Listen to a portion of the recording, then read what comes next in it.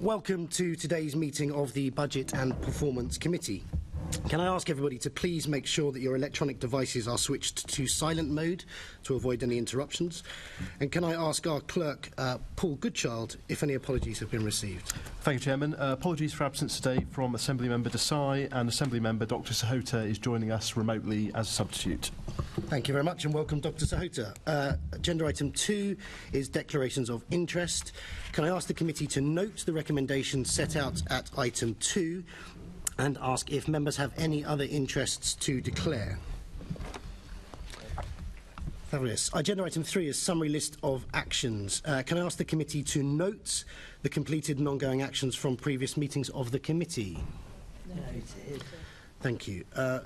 4. Can I ask the committee to note the responses from the Mayor of London to the committee's letters on the budget guidance for 23-24 and the GLA Group's financial performance for 21-22 as outlined in the report? Thank you very much. And that leads us on to our main item of business, which is a discussion of the 23-24 GLA Group budget. First, I'd like to welcome our guests and wish you Happy New Year. And our guests today are Sadiq, the Mayor of London, David Bellamy, the Mayor's Chief of Staff, David Gallie, Executive Director of Resources for the GLA, and Enver, Assistant Director of Group Finance and Performance at the GLA. Thank you for coming in. Can I start with a quick question to you, Mr Mayor? We've had discussions, and I've spoken with officers before, about the budget process, and we recognise the real challenges that there are in terms of some timings. And the committee wrote requesting some extra meetings for the 24th of January and the 21st of February, just so we could iron out some of the details and some of the unknowns before we move to that final budget process. You wrote back to the committee explaining some of your concerns and saying that you didn't feel it was appropriate to come to those meetings on the 24th of January and the 21st of February. We've spoken with the committee and we recognise some of those pressures, we do. And we're grateful actually to officers as well for some of those fast turnaround times. And so we're quite prepared to let that request for the 24th of January fall. However, we'd be very keen to invite you again to that meeting on the 21st of February. Is that something that you feel you could do? Because the committee are very keen to talk to you about some of those final issues that wouldn't have been resolved. Without rehearsing the points in the letter, I'm more than happy for my Chief of Staff to go and look at the issues and the challenges arising from additional appearances. I'm cognizant of the pressure on the staff. Many of them work through the Christmas period because of the late delivery of numbers and paperwork. Many of them haven't had the break over Christmas that others have. And so I'm cognizant of that. I'm more than happy for my Chief of Staff to write back to you once they had a chance to gauge views. So I appreciate some of the pressures over the Christmas period. It's the beginning of January now, and we're talking about a meeting at the end of February. So we're very keen that you and officers attend that meeting. If you could give us a commitment, perhaps before the end of the meeting today, that you'll be attending, that would be really useful for the committee to consider what they do next. I think, Chair, I would just look directly to the Mayor's reply. The process that we have to go through in February in terms of finalising the budget and then preparing both for the final plenary and the work that officers need to do with the Assembly Party groups in terms of any motions or amendments they may need to put is very significant, and we need to find a solution that works given that constrained time. If we want to have a conversation separately and try and find practical solutions, then I'm really happy to do that. Yeah, I mean, we're very so there's a couple of issues, like the fare increases at TfL, which we're expecting that decision to be taken towards the end of January, I think.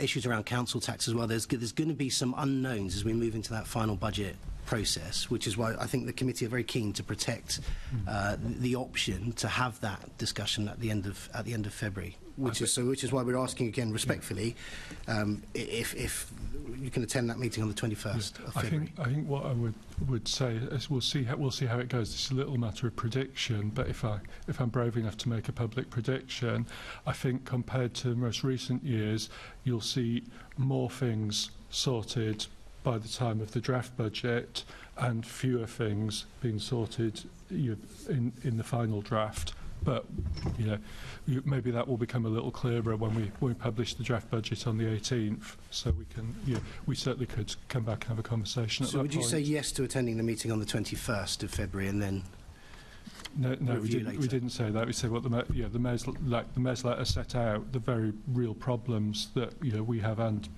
leaving aside the mayor or myself, that officers have in that time period. It's an incredibly constrained time period.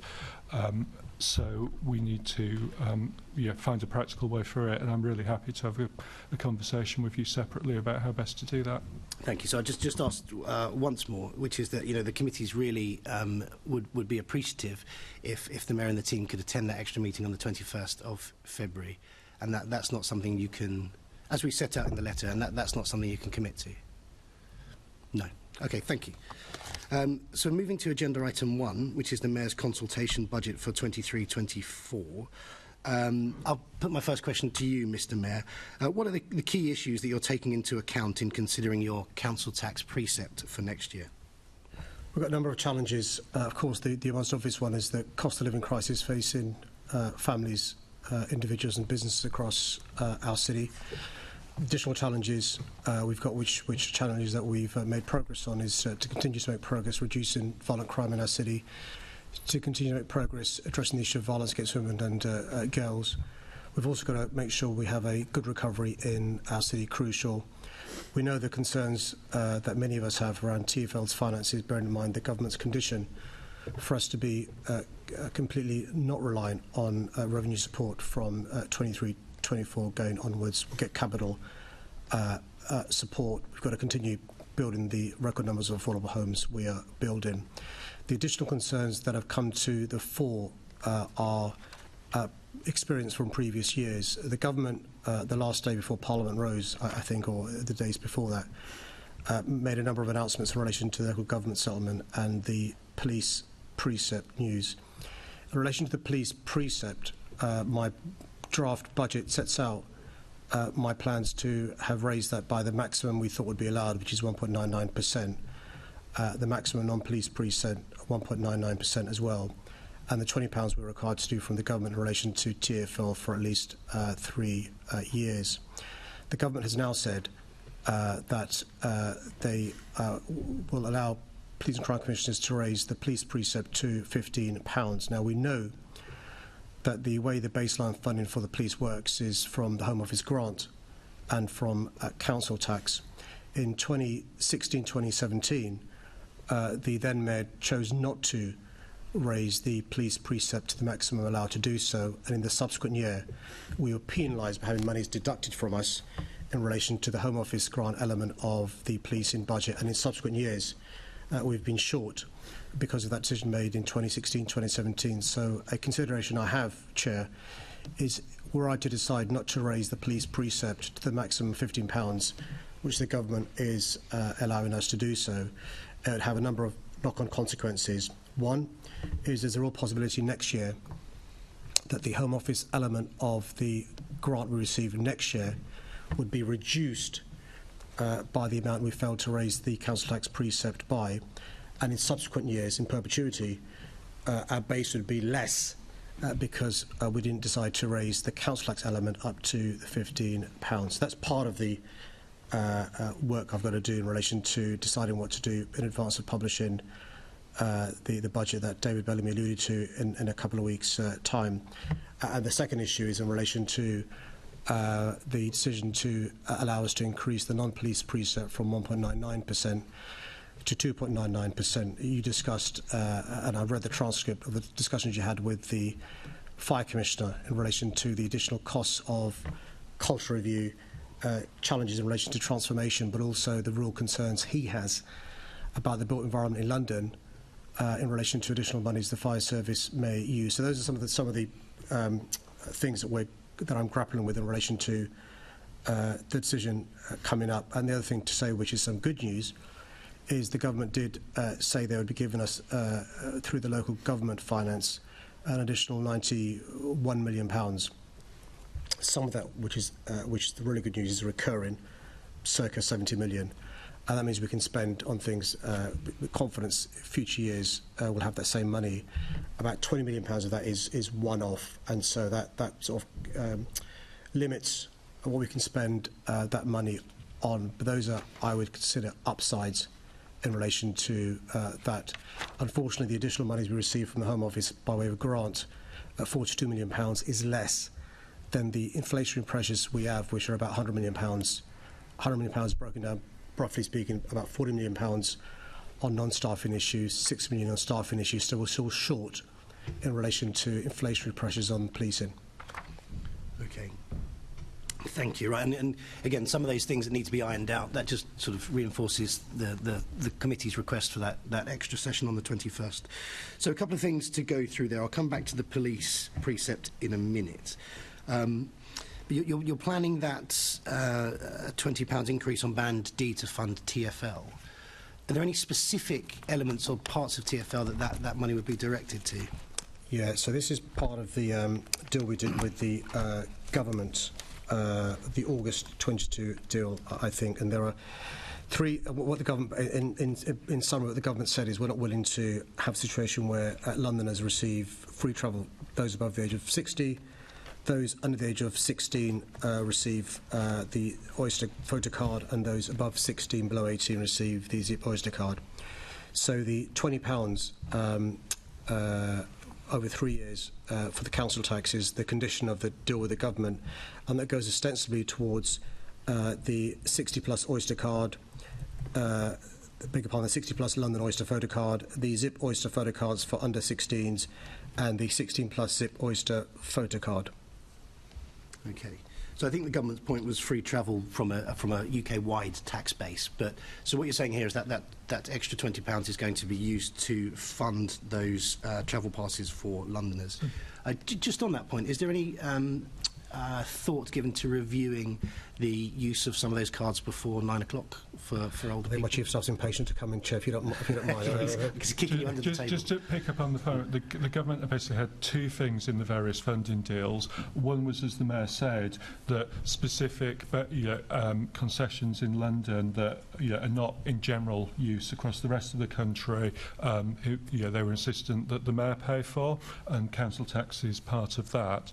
The other part of it was their broad insistence that we know in 2015 the government and then Mayor agreed with the removal of operating grant from TfL and created the reliance on fares, which then got us into the challenges we were in the pandemic when people stopped travelling, and obviously passenger numbers still below pre-pandemic levels. And so the consequence there is that there's an income gap, and the government insisted in successive funding agreements that the Mayor find at least £500 million of additional revenue using his existing powers. They refused, as you know, I think there's a consensus amongst us all that vehicle excise duty within London should be devolved. They refused to do that, and they refused to give the Mayor any other powers and said you had to use powers. And so the Mayor's proposal to meet that funding requirement, which was necessary for TfL to continue and run and function during that period, was having these council tax increases as part of that. So that's what I said, yeah. So the UK government was keen for London travel concessions to be funded. So it's London council tax, but it's more than that. The London travel concessions, are not the total amount of that funding. So the question was then about reinstating that travel before 9 for older users or for pensioners. Is that being considered? So that one of the things that when the Mayor wrote to the Secretary of State at the time saying, okay, this is how I will meet this condition, without which the government were not prepared to continue providing emergency funding to TfL, was that temporary change would be made permanent. No decision's been made on that yet. I don't think it will be too long before TfL come back to the Mayor and ask whether he intends to make that a permanent change or not, but they haven't done so yet. And one of the things, Chair, in answer to your question directly, I know this was raised yesterday with the Transport Commissioner, was the cost of between 4:30 a.m. and 9 a.m, which is what we're talking about ostensibly, of those north of 60, and I know he's agreed to write to the committee. That's clearly a factor. If it costs, £500,000, for argument's sake. I'm making that figure up, by the way. You know, it's good to have open and transparent conversations. So it's whether or not, because people write to us as a committee, and this is something they're concerned about. So it's whether or not that conversation. No, and being crude, it will be a cost-benefit analysis in relation to the cost of the free travel for those above the age of 60 between 4:30 a.m. and 9 a.m. Versus the benefit. But also it's worth re-emphasising the point that my Chief of Staff made, which is the choice was, when we did the deal with the government, removing it altogether. Because if you remember, the people were saying, how is it Londoners get this benefit when other parts of the country don't? We made the point in return, hold on a sec, we contribute hugely towards the government's coffers, as we should as a capital city. And the revenue grant was taken away in 2015, and so we pay for this ourselves. We're not asking people in Burnley or Cleethorpes or wherever to pay for this. And so that was the choice, removing it altogether, and this was the compromise reached in the short term. But, you know, when it comes to me making my decision, that would be one of the factors, bearing in mind the benefit also to those above the age of 60 who can travel before 9 a.m, hospital appointments and so forth, versus the cost as well. So we're going to come on to talk about the TfL element of the budget soon, so we won't stray too far into it. But, I mean, it was quite reassuring to listen to TfL yesterday, actually, in terms of the budget position they're in. It sounded stronger than some of us perhaps thought it was, but we will get to that. So to recap, you're telling the committee, and we thank you for the honesty here, that with the police precept you're probably going to push that as far as you can, and then the new powers that came into play. Actually, I was looking at this the other day to see if it applied to regional government as well, but it's to use those powers to push council tax to the maximum. It could possibly be at 2.99% as well. I think that's a fair summary. Okay, thank you. One of the perennial conversations we have is around David smiling because he knows what's coming, is about the money that turns up as a result of assumptions that are made in the budget. Again, thank you for work that was done over the holiday period. Originally, we were expecting an additional 110 million, is that right, from business rate income, and that you're now anticipating about 90. Could you give us the current state of thinking on how much the extra business rate income looks to be? Chair, before David Gallie answers your question directly, could I just make both David Gallie and Enver blush by quoting what Standard & Poor's said about us in September when they gave us the AA credit rating. They said, "We think GLA exhibits strong financial management practices and prudent policies. It follows a clear budgetary strategy and has high financial transparency, as well as detailed financial planning that often incorporates conservative, small c, assumptions. The city contains its operating spending to achieve a structurally balanced operating budget and to be able to undertake large capital projects in response to the infrastructure needs of the expanding economy. Furthermore, the city continues to benefit from prudent debt and liquidity practices. At one stage, Chair, our credit rating was better than the government, which is not allowed, which is why ours went down to meet the government's. And I think David and Enver deserve huge credit for that. It sounds like they deserve a raise. Are you going to... we take a prudent approach to salaries, Chair. So, David, with that ringing endorsement, what's the current position with the extra money? Yes. Good morning and Happy New Year to yourself and the committee. As you say, during Christmas and New Year, I circulated a note to the committee and to the Assembly leaders giving an update on the position, because as you recall, the provisional settlement came out after we'd issued the consultation budget. So as you, Chair, as you said, the estimate in the consultation budget is that we'd have 110 million additional business rates arising from principally the government's decision to uprate the business rates multiplier by inflation. The changes that have subsequently been made from the consultation document, as you said, reduced that number down to about 91 million, and they arise from three things principally. There was a one-off government general services grant that we alluded to in the consultation document, which the government in the provisional settlement clarified that we would receive 20.5 million. That's an additional sum to the 110. However, they decided to not uprate the TfL capital element of business rates by inflation, and that has led to a loss of just over 35 million. In addition, they clarified some additional funding for MOPAC, which was alluded to again in the consultation document. That's essentially an additional 3.4 million that was set out in the police settlement, but then confirmed in the provisional local government settlement later. The sum of that means that 110 million is now 91.3 million, albeit that of that sum there's an additional 5.1 that effectively is earmarked to MOPAC. There's no additional news and intelligence that I have beyond that note that I circulated, which I've just now summarised. Obviously, we await particularly the billing authorities' returns in the end of January, but also the final settlement from the government. There still are some decisions we are waiting from the government that allow us to finalise our numbers. Yeah, I mean, it's all this data's coming in at the end of January, which is just the last time I mention it, sort of re-emphasises the committee's determination to have another conversation at the end of February. So for regular viewers of this programme, they'll know that you're asked all the time about this additional income coming in. Over the last... And so what happens is you make an estimation. The Mayor talked about the SNP review of the process you take and how it's been praised. I understand that. And you take a cautious approach to setting these budgets. Over the last 6 years, however, how much extra income on average has come in per year? And when have we found out about that as a committee?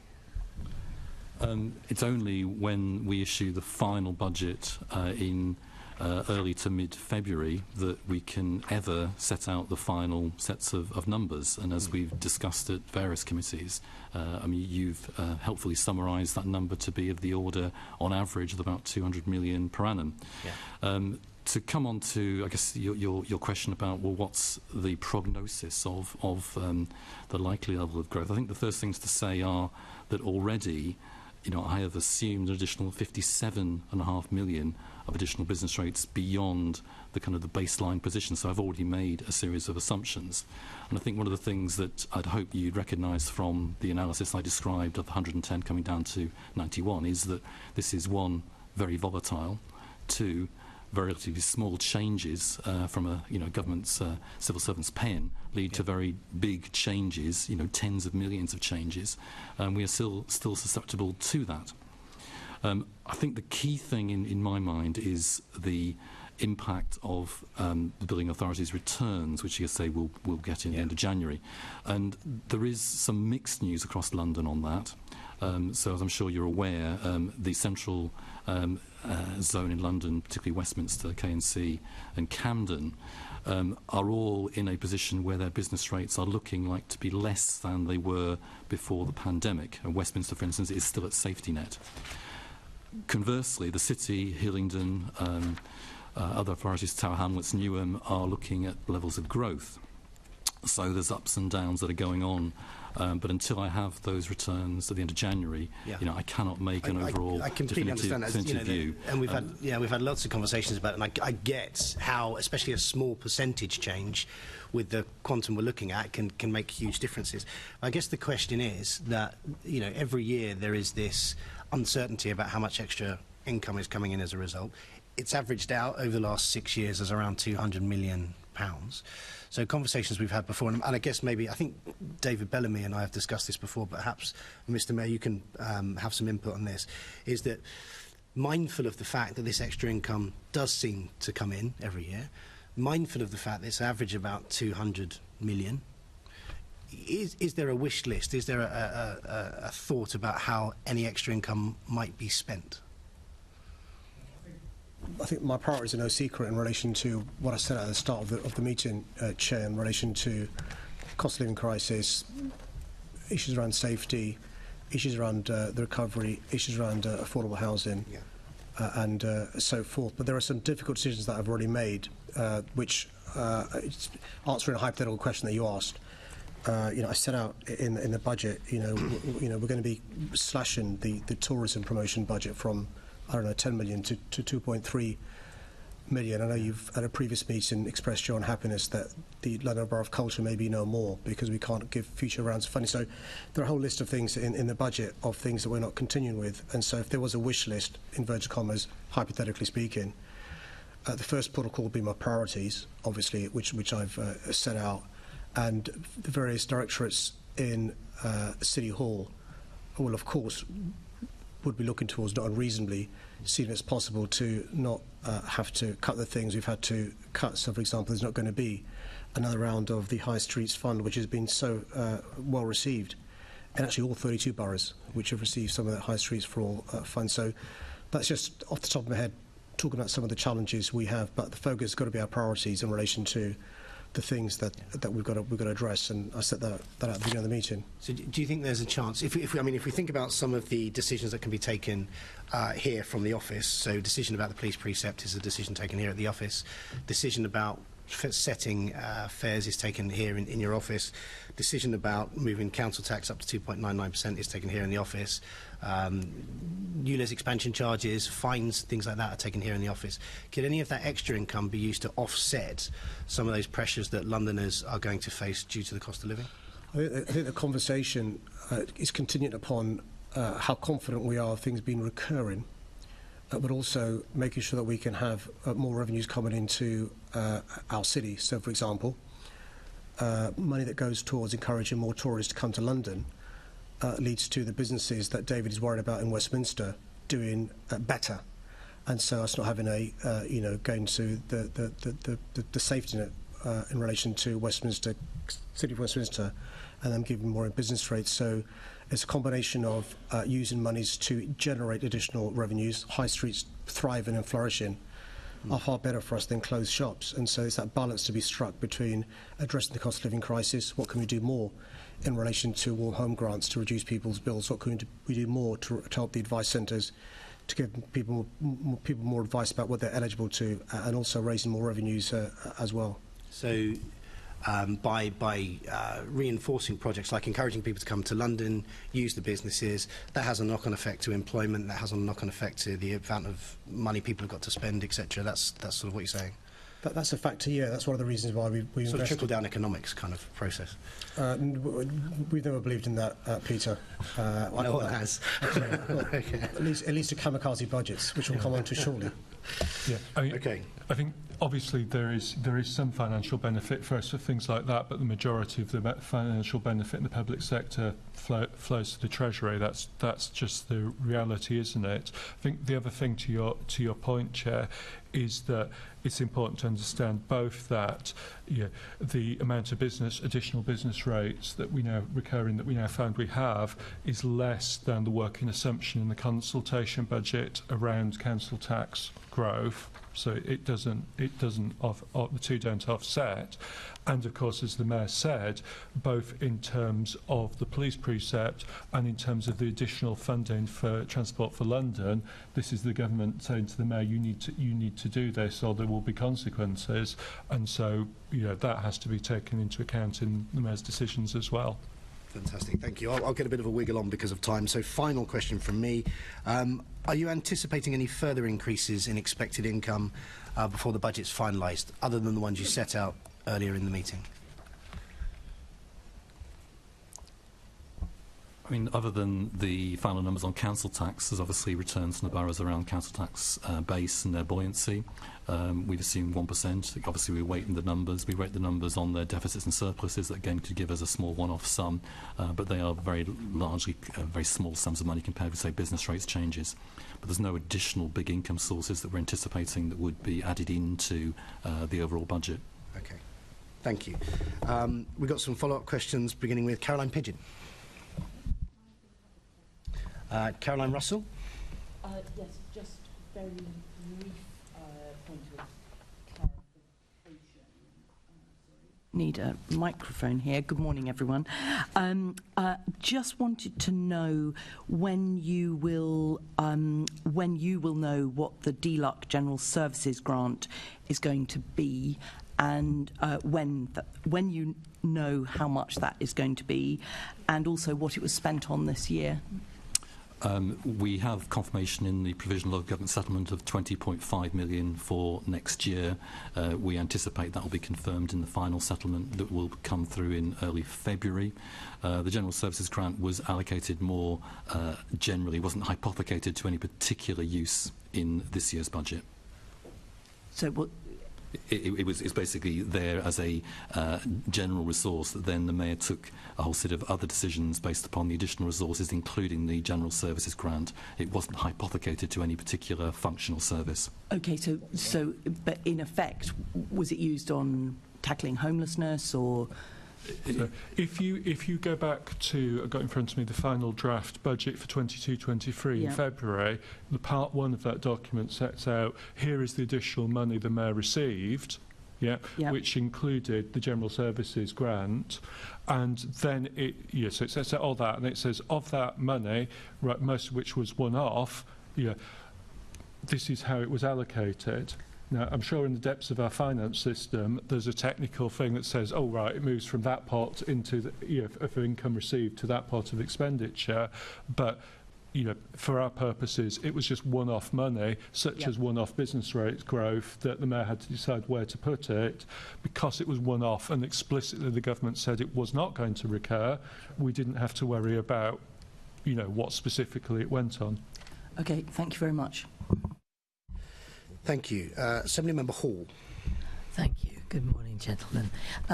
Just because I've been through this quite a few times, can you absolutely confirm, Mr. Mayor, that we are not going to be suddenly finding ourselves in a month's time, that there's money come out of nowhere, that lots of work has been done on something specific that we don't know about now?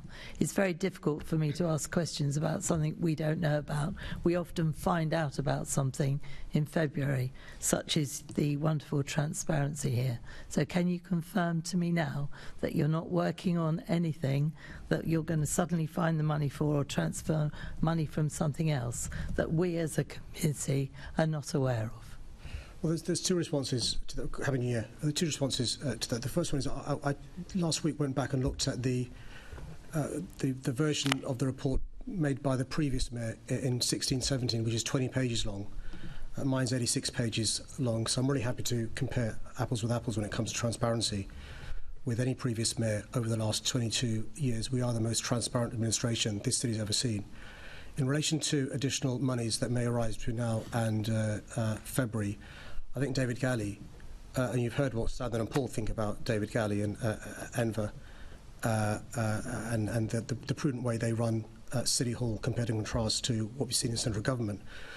David's answered the question that the Chair asked him in relation to what additional sums of money can we expect being realistic over the next month or so, and David Gallie's answered that the possibilities, the known unknowns, if you like, in relation to what's possible now and next month. I'm not sure there's anything we've missed out. I think the good news is that, unlike last year, we have the business rate multiplier, and so obviously we were able to talk about that figure. It was less than, 35 million less than we predicted it was going to be, which emphasises why we're prudent and we don't wish to make allocations until we actually know. The reality is, the government has only published provisional settlements. It could change them in the final settlements. That is within its power, and we have the uncertainties about what billing authorities will do, which are, again, they're for the billing authorities. I don't believe there is absolutely anything that is within our control that the committee is not aware of. The only money we currently know that we have to allocate is as David set out in his notes to the committee, between Christmas and New Year, and we've talked about this morning. And as he set out, we will see what comes from later stages in the process, but I think we're in a better place than last year, because while it wasn't early enough to make the consultation budget, which is regrettable, nevertheless the government has set out the position with the business rate multiplier, and we know that, whereas we didn't know that until probably about a week into February last year. Thank you. A long answer to a very simple question. Thank you. Thank you. I saw Assembly Member Rogers and then Duval. Thank you, Chair. Good morning, panel. Mr. Mayor, you've, as ever, invited public comment on your budget proposals, and I see from the website, I think there's 107 comments last night. I'm sure others have been emailed in. How will you take those comments into account? I read the ones the day before, so you're ahead of me. I was doing other stuff yesterday. What happens is the officers, the Chief of Staff, myself and the team look at those comments and responses. By the way, the Assembly in the past has made representations in relation to the draft budget, not just the Budget Performance Committee, which we also take on board as well. There's quite a well-rehearsed process that David Gallie's team has in relation to taking on board representations, comments made, not just from politicians in City Hall, but from members of the public, stakeholders and others as well. And will it be obvious where you've made changes based on those comments? So we'll explicitly set that out in the final draft budget. The problem we have is that to give sufficient time for the consultation, and because of when we're able to put the consultation budget out, obviously waiting for the provisional settlements that then didn't come in time, the consultation exercise closes on the 13th of January. We have to publish the draft budget on the 18th of January. So realistically, by the 13th when it closes, Enver has already sent me the draft of the draft budget to look at over the weekend. And so, if there are things that come early in the consultation we picked up and we can address, then we will do so. But otherwise, as in previous years, we will pick those up in the final draft budget. And the same goes in, there's a question about the timing of this committee's report as well, which, just given that you will want time after this session today, obviously, to discuss and prepare your report, it's probably unlikely that you will get that to us in time that we can consider it for the draft budget, but we will obviously do so in time for the final draft. Thank you. Thank you, Chair. Thank you. Assembly Member Deval. Thanks very much. Are you still not opposed but resistant to participatory budgetary measures for where the wider public can exercise some view over elements of the GLA budget? It depends what it is. So we really, in some of the allocation of monies post the recovery board work, a lot of this has been communities getting involved in how the money is spent. The two best examples are the future neighbourhoods monies we allocated to. One was to the Royal Borough of KNC, one was to Camden, and the local communities there were very much involved in how those relatively big sums of money were spent. The High Streets for All challenge, there were three stages. The first, all 32 boroughs, City of London, then the next stage, and the next stage. Those also involved local communities in relation to participating in how the money has been spent. And so we have done more of that. What we aren't doing is saying we've got a pot of money in the centre and citizens get involved in that. We're devolving down, and councils tend to be better placed to work with communities. Another example that's worked pretty well is the work that the Night Czar has done in relation to the nighttime enterprise work, and also the creative enterprise zones work. Those have been businesses getting involved in how the monies is spent in the communities that they know best. Okay, thank you for that. And no doubt we'll see some further developments in the coming years. Moving back to council tax levels and the government lifting the cap, they're lifting the cap for a reason, aren't they? Costs are going up. They recognise those costs are going up, and that councils are going to be in some difficulty if you're not allowed to raise that money. I think you alluded to it earlier on, but just explaining that if you didn't, lots of people will look at those bills and look at all the bills they're facing and be saying, actually, it's easy for you not to put that up. But can you just explain further about being penalised? I don't think the general public understand that if you don't spend to that cap or raise the council tax to those levels, what it actually means for services in the following years. It may be a question to David Gallie, it may be, I don't know, between the two of you. Well, firstly, let me be quite clear. I think council tax is a regressive tax. It's outdated, it's not fit for purpose. It needs to be overhauled in all sense of the word. There are people in Band H properties, in proportionate terms, paying far less than those in Band A, and it's unfair. What you've seen in a number of services that not just regional government provides, but local authorities provide, more and more costs shunting, where the responsibility to provide a service is devolved down, but not the costs to do so. And council tax is filling a bigger and bigger hole left by central government. The best example I can give before David Gallie comes in is the way policing, the funding model of policing worked was, roughly speaking, 70% came from, 80% came from central government, 20% from regional government. That's now 70-30. Because the government's made £1.1 billion worth of cuts from central government, and we're trying to fill that hole, not quite enough, with council tax. You're seeing the same with TfL in relation to what the government made us do with the agreement. Otherwise, TfL would have gone bankrupt. You're seeing the same with the fire service. We spend about £20 million more on the London Fire Brigade than the government says that we should. You're seeing it with social care, with councils and so forth. But I'll let David Gallie explain the change we've seen in relation to more and more things to be funded by council tax rather than central government. And then just to explain, Len, the mechanics. I mean, assuming that this mayor and any future mayor wouldn't choose to reduce council tax, if we didn't put council tax up to the level that the government has assumed, that's income that's lost forever and foregone. So it's not only just the loss of the first year, but it's the cumulative impact. So the impact going back to 2016-17, the cumulative impact of the previous mayor not increasing the police precept has lost the MOPAC some 40 million since then. So it's that cumulative impact on the assumption that a future mayor wouldn't cut council tax. Thank you. Just going on to into other areas. So I think you started to answer this next question, Mr. Mayor, in terms of gaps. So I think we've had the police commissioner in front of us, and we've had the fire commissioner in front of us, all talking about some of the gaps or some of their what they believe is the level of money that they need to do it. So I think I'd roughly paraphrase it between.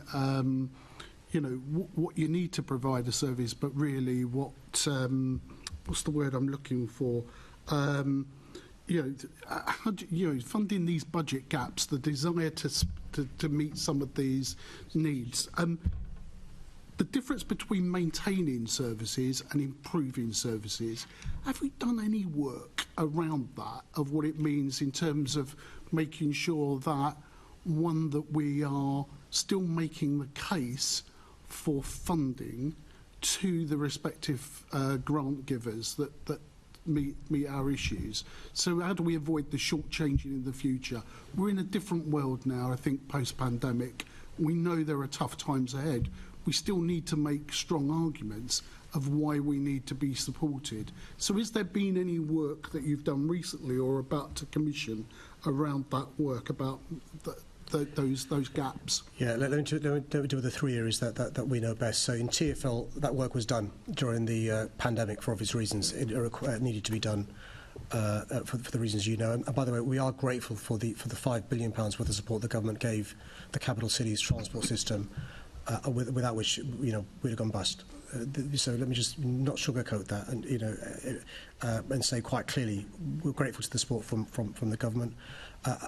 That support necessitated the work that you're talking about being done for TfL in relation to what we can afford not to do, so forth, so forth. We've cut £1.1 billion from TfL's budget since I became mayor, and we've got to cut another further £700 million in the next couple of years as well. In relation to policing, what's fascinating is the new commissioner, a new broom's come in, and he said, you know what? There's been £880 million of additional money we require in the police service now. £880 million we require now to take us back to where we were in 2010, right? Because our population has grown by 1 million, and for a long time, police staff were being cut. 75% of our budget in the Met Police Service goes towards staffing. We've closed the police counters that we can. We've sold off as much of the estate that we can. So that's £1.1 billion worth of cut from the government. We've put in what we can from council tax, say for that 1 year, where Johnson didn't do so. But there's still a massive hole left. Mark Rowley says £880 million we need. Clearly, we can't do that through council tax. There's an opportunity, though, which is the police funding review that Chris Phillips will be beginning in the next few months.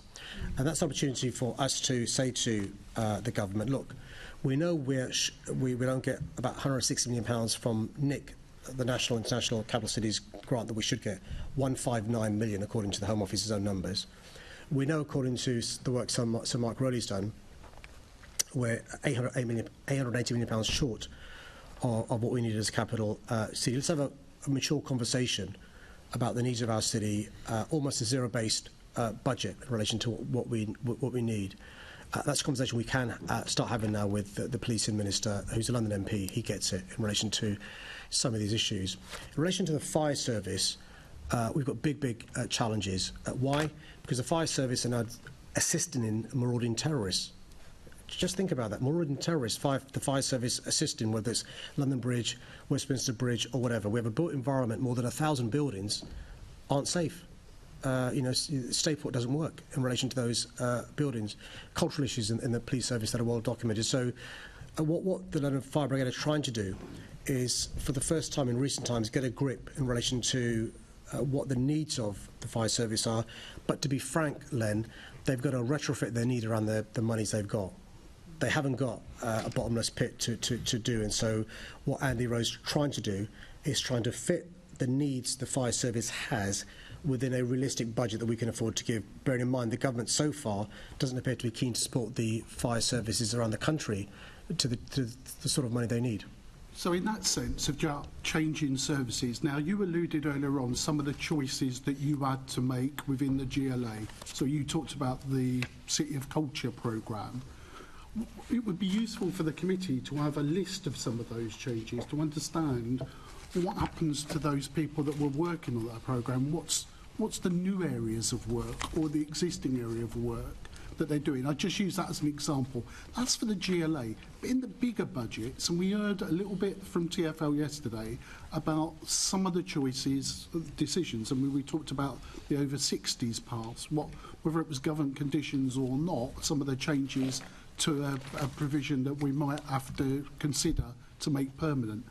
The issue for me is then on policing, how transparent is that? Because part of the wider issue of making the case to government has to be about also trying to fit in with the money that you've got to provide the service.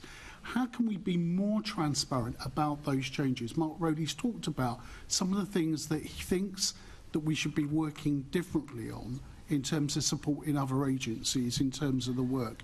How much of that is going to be important about, particularly somewhere like policing, because it's so huge, about changes that will have consequences on future budget issues to be redeployed into tackling other forms or crimes that someone's going to make a decision that are probably more important than X at some stage in the future. Just stepping very quickly from the chair, be mindful of the fact, colleagues, that we are talking about specific parts of the budget later. We don't want to be stepping on each other's toes, and mindful of time as well. But Mr. Mayor, I'm happy to take that generally.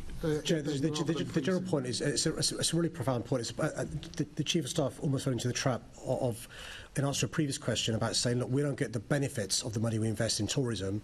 The Treasury gets the benefits in relation to the taxes raised. The same goes with policing. I'll give you an example. We know, in pounds, put aside the trauma to the family and the community, the cost of a homicide, criminal justice system, trial, victim support, so forth.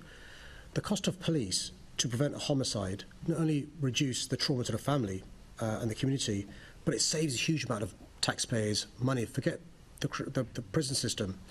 And one of the conversations that we're going to try and have, and I think Sir Mark Rowley's up for this, is use this process to try and... The Treasuries, they're all people we've got to persuade. The Home Office get it, let's be frank. The Home Office, in an ideal world, would want to give them at police service more money, I suspect.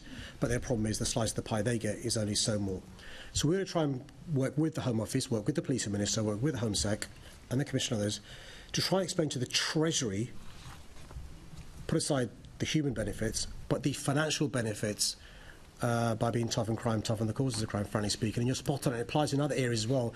That's one of the conversation we're having in relation to transport investment in London. It frees up housing, that creates jobs. And if a recession is coming, what better way to address that than the counter-cyclical phenomenon of new housing, affordable housing, right? That can help us try and get out of the recession. So we're going to try and have those conversations over the course of the next few weeks and months. We've tried before unsuccessfully. I'm hopeful we'll be more successful in the next period. So thank you, Mr. Mayor. We're going to stop it there because there's other things to talk about as well in terms of MOPEC, the 500 million in reserve, the 600 plus million in reserve with TfL. So we're going to come to those at points in this meeting. Affordable housing, which you just touched on there, Mr. Mayor, we're going to pick up now with Assembly Member Clark. Yeah, thank you, Chair, and good morning to you all and Happy New Year. Yeah, coming on to affordable housing, obviously there was a target of 116,000 affordable starts by the end of this financial year. Where are we with that? So the target is for between 2016 and 2023, 116,000 starts. As of the end of September, we're on 94,179 starts. That's 81% of the programme delivered. All the interim annual targets have been met. I've rehearsed before the concerns that we have, the government has. The government, by the way, has given in on their targets. The annual targets the government had of 300,000, they've gone. We're not willing to throw in the towel yet, even though we know it's going to be incredibly hard. The concerns we have are well rehearsed.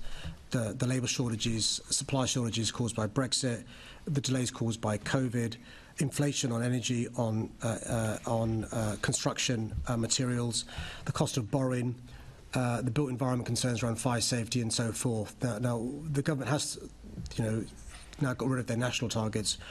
We don't want to get rid of that target yet because we think we can still make some additional starts between now and the end of March. Yeah, absolutely. In terms of, you touched on rising inflation and all the factors for that, but when the scheme was being developed, what were the inflation assumptions back then? Because this would have been back in 2016. Yeah, I'll let David explain those. But if the civil service would have predicted the sort of kamikaze budgets we've had leading to interest rates and inflation is what they are, then they deserve more than a bonus that the chairman's suggesting that David Gallie receives and a pay rise. The short answer, Assembly Member, is we don't know. Obviously, it's a government programme, and clearly the government made assumptions about inflation, but those were never shared with the GLA. And when we've been asking, obviously officials have moved on and so forth, and they haven't been able to tell us what they were. And so one of the learnings we've taken is to try and ensure that in future agreements with the government, this is set out clearly with the hope, and it's probably, this is probably quite aspirational because it wouldn't be so good perhaps from a Treasury perspective, where we say, look, right, if inflation goes above a certain level that's been assumed, well, we need to provide additional funding because it's not realistic for the grant you're given to cope with that. And so that's our plan to try and deal with it in future. I mean, we've got to be quite clear, though, that there is no way anybody could have foreseen COVID, the delays caused by COVID. Anybody could have foreseen Grenfell Tower, the fire safety concerns that were caused by that. So I don't criticise any civil servant, any member of the government for the figure we reached. I think David's point is, when things are potentially foreseeable, can you have a band? And outside that band, you can trigger a discussion and so forth. And we are having conversations. I don't want to give the impression we're not with government representatives. Yeah, no, absolutely. I mean, even with all that, that we're at 81% of the target seems relatively, it seems positive. But what happens then? So we know the government has got rid of their targets, but what happens with the government funding if we don't reach that 116,000? Does that go back to the government? Does it roll forward? And what happens then? Well, firstly, you mentioned how impressive the progress we've made is. Just to give you a compare and contrast. So nationally, year on year, affordable housing starts are down by 20%. So nationally, they're down by 20% year on year.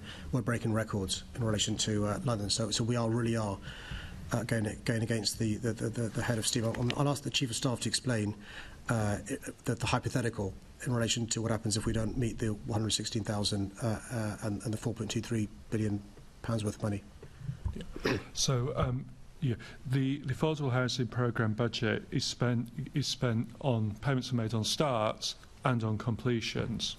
Yeah, so clearly only payments for starts under the programme need to be made by the 31st of March, but that doesn't show you, any remaining isn't necessarily money that's not going to be spent, because there'll be completions, and we know that the vast majority of things that that start in the scheme finish within 2 years, and so you will see that in the spend profile. But we also know that there are some complicated multi-phase regeneration schemes where they run longer than that, and so the final payments will come later. So the question becomes, in terms of the money we've got allocated for remaining starts, and clearly, given the inflationary pressures in the sector, we're talking up to 50% construction inflation since the start of 2020, and we. There are going to be some starts that we were previously hoping to get that now won't happen, and it's a question of whether others can be brought in or whether there can be negotiations about grant payment levels to address that. And so that is actively going on, and we're actively talking to the government as well about flexibilities in terms of using the money in these extraordinary circumstances. So, we'll share more when that comes to a conclusion with the government, but that's still a live process at the moment. Yeah, it's really good. And then David, you talked about starts and then completions, and obviously these are two different things, especially with the cost of delivery going up by so much. But I'm just wondering, when do you expect that the final affordable homes from this programme will be completed? So the vast majority will be completed by 2025. Okay. There will be a long tail in terms of just, like say, these big complicated sites. That may even, there may be one or two that go past 2030, but the vast majority will be done by 25. Okay, and then for next year, so 2023-24, how many starts do you think we'll be delivering? 23-24. I mean the new scheme, the 21 to 26 scheme. We have got that figure, but I'm not got it to hand. That's fine. Don't worry. You can. I can write. You can write to us. Thank you. Yeah, that's fine. We just want to be sure you can continue to be on track.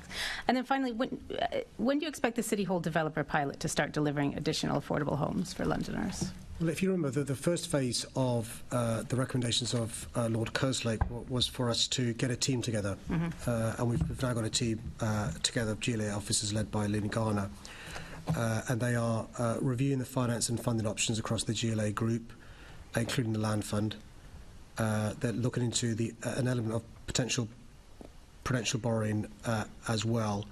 What options are available, and the key issue for them is what value they can add in relation to land assembly and so forth. What they shouldn't do, and Lord Kerslake was quite keen for us to avoid this happening, was to duplicate what can really be done by somebody else. There's no point a land developer duplicating what others can do, and so I think in this mayoral term, a lot of it will be preparatory work in relation to really get going in the next term. Yeah. And do you have an idea of how many homes will be delivered by I'm not sure if Lynn's given a figure on numbers of homes. At this stage, it's more about getting the infrastructure in place and to add value. And by the way, some of the value they could add is to try and persuade other developers what they could be doing with some imagination and some of the work being done by the GLA developer. Mm-hmm. Yeah, there's some really good examples, that certainly with the one in Boroughs coming forward with co-development and finding land and really working together to deliver affordable homes that Londoners need. So that's I'm sure they're looking at that. And in terms of funding, do we have an idea of where the funding is going to be sourced from, or is? Yeah, so I'll let the Chief of Staff come in, but the two big areas are the land fund, which the government is now also contributing towards, mm-hmm. And also the possibility of prudential borrowing. We know obviously that for reasons that we all know that this is an asset that goes up, not down. So it's quite good and attractive to borrow against. But David, Jordan. Yes, I mean, it's absolutely that we're looking at. We're also looking whether we can set up a successor land fund in a way that would enable some private sector funding to come in alongside mayoral funding. And that's very live work as part of this project at the moment. And so, we haven't reached any conclusions on that, but it's very live work. I think, and as this develops, I know this committee, but certainly the Assembly will very much be keen to know about the City Hall developer and the pilot scheme. Thank you all. Before I hand back to the Chair, just thank you for all your work on delivering affordable homes for Londoners, because we all know how important that is. Thank you. Thank you, Chair. Thanks very much. Just very quickly, for my clarity, David, because I'm not sure I followed the answer that you gave Assembly Member Clark. And to put it in simple terms, I'm a simple guy. You've been given 2 buckets of cash from government. This one's got 4.8 billion in it, and that's got to start 116,000 homes. This one's got about 4.2 billion in it, and you've got to start 35,000 homes. This one, you've made some starts, record starts last year. That needs to be beaten this year in order to complete that. And this bucket, nothing's been started in this bucket. So I think the question was, if you don't complete and finish, how much do you have to give back? Or do you have to give some of it back?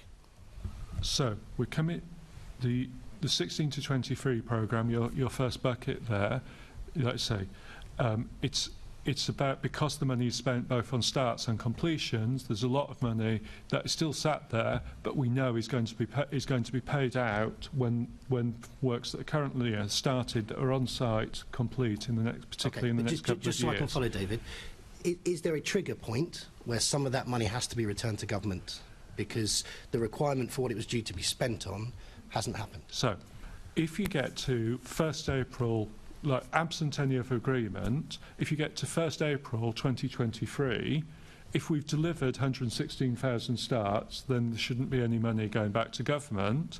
If we have not, well, the government, could quite reasonably say, well, you haven't met your target, we should have a share of the money back.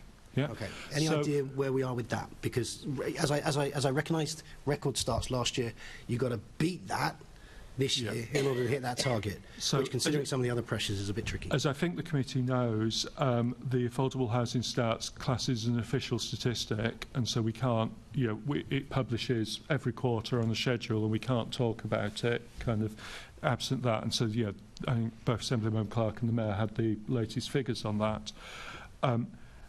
What we are clearly, it's a very, very challenging situation at the moment. But equally, the need for affordable housing has never been greater, and so we are doing all we can. And so there are live discussions at the moment, both in terms of all the schemes where we're looking for starts on site to get to 116,000. And if you went back to earlier this financial year, we had a path. There's a path to get there. And so both the live discussions that officers are having with those schemes to try and get them started to make them happen, but also related to that, there are live discussions officers are having with the government to say, look, it's incredibly challenging out there. What flexibilities can we agree about this money given these unprecedented circumstances? So, because I know the Mayor wants to come in here, so just we go to this bucket.